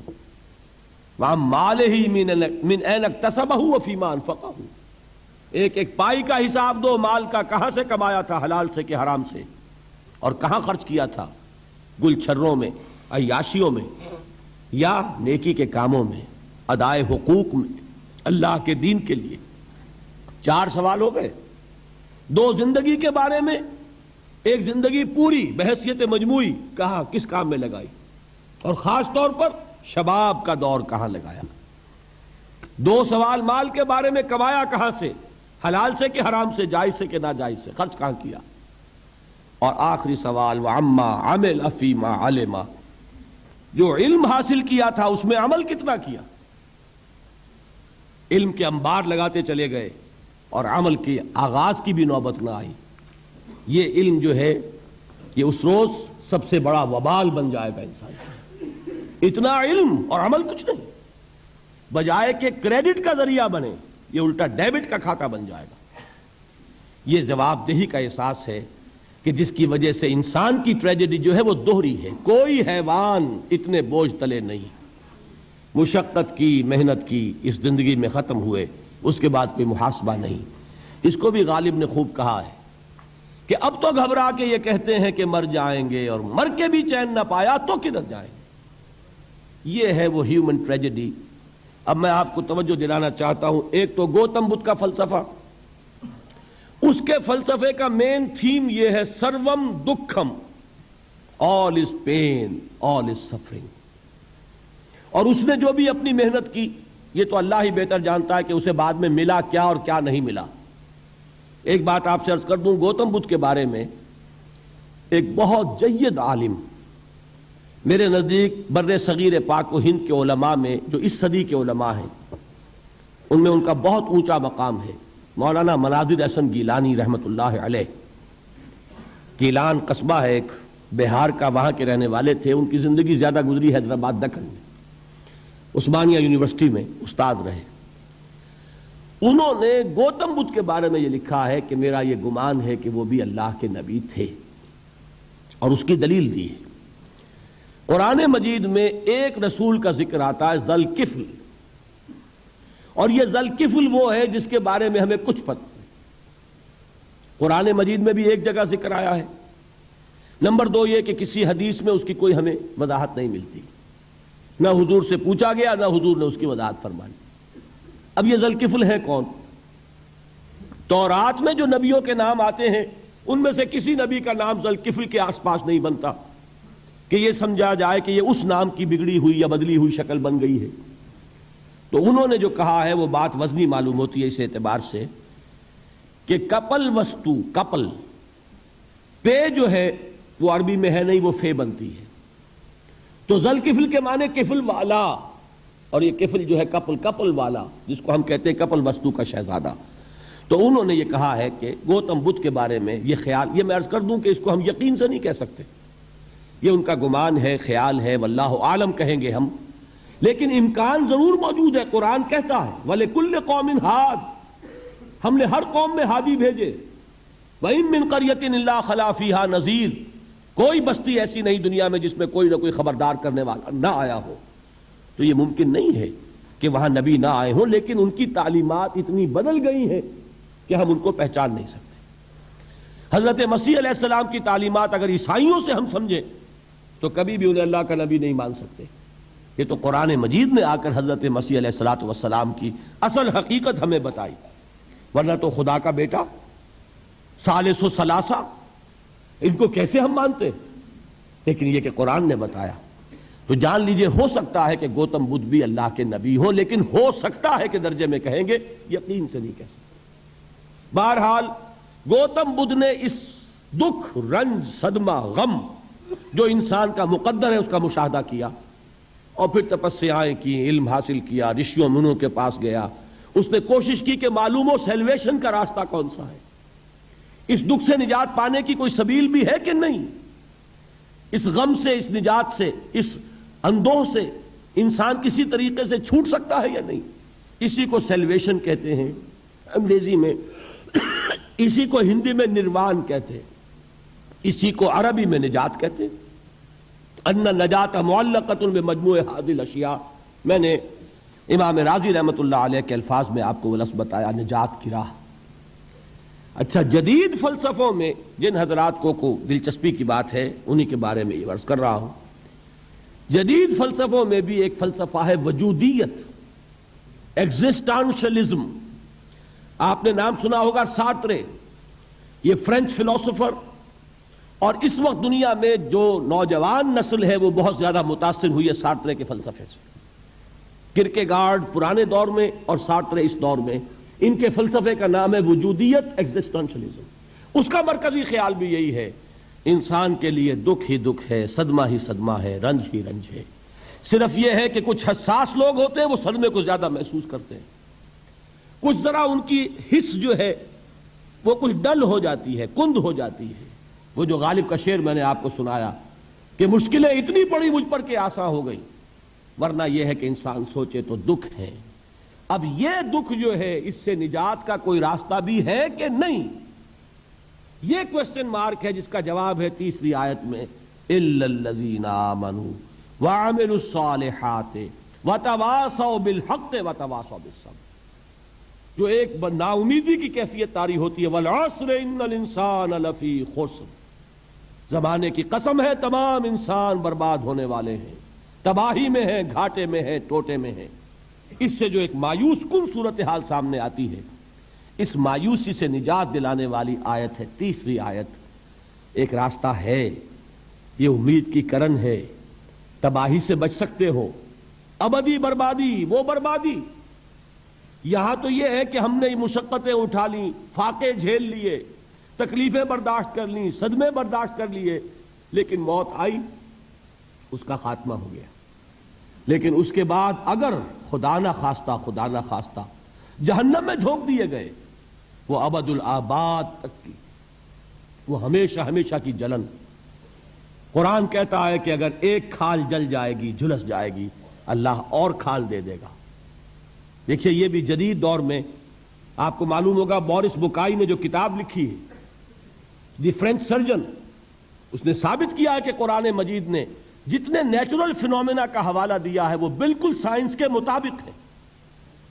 آج ہمیں یہ معلوم ہے کہ حس جو ہے وہ صرف کھال میں ہوتی ہے، کھال حساس ہوتی ہے، کھال اتر جائے نیچے جو ہے گوشت جلے گا، آپ کو تکلیف نہیں ہوگی۔ معلوم قرآن نے کہا ہے کہ جب کھالیں ان کی جھلس جائیں گی، ہم نئی کھال دے دیں گے تاکہ وہ سوزش جو ہے، وہ جلن کا احساس برقرار رہے، وہ ختم ہونے نہ پائے۔ حالانکہ اس کی ضرورت نہیں ہے، اگر اندر کا گوشت بھی حس والا ہوتا تو پھر کھال دوبارہ عطا کرنے کی ضرورت نہیں ہے، گوشت جلے گا، اس سے بھی جلن کا اور سوزش کا احساس ہو جائے گا۔ لیکن قرآن کہتا ہے کہ نہیں، کلما نضجت جلودہم بدلنا لہم جلودا غیرہا، جب ان کی کھالیں جھلس جائیں گی، جل جائیں گی، ہم ان کی کھالیں بدل دیں گے تاکہ وہ سوزش برقرار رہے۔ ثم لا يموت فيها ولا يحيا، پھر نہ وہ اس میں جی سکے گا نہ مر سکے گا، نہ زندوں میں ہوگا نہ مردوں میں ہوگا۔ موت کو پکارے گا، کاش کہ موت آ جائے جو مجھے اس مشقت سے اور مشکل سے چھٹکارا دلا دے۔ وہ موت جس سے اس وقت ہم بھاگتے ہیں، اگر خدا نہ خواستہ اس جہنم میں جھونکے گئے تو پھر موت کو پکاریں گے اور موت نہیں آئے گی۔ اس عذاب سے، اس ابدی ناکامی سے، اس خسران سے، اس ابدی ہلاکت سے بچنے کا کوئی راستہ ہے؟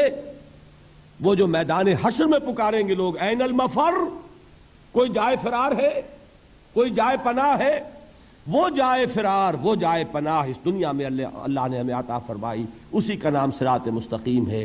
الا الذین آمنوا وعملوا الصالحات وتواصوا بالحق وتواصوا بالصبر، ایک راستہ ہے، اس کے یہ 4 نشان ہائے راہ ہیں، سنگ ہائے میل ہیں۔ پہلا ایمان، دوسرا عمل صالح، تیسرا تواصی بالحق، چوتھا تواصی بالصبر۔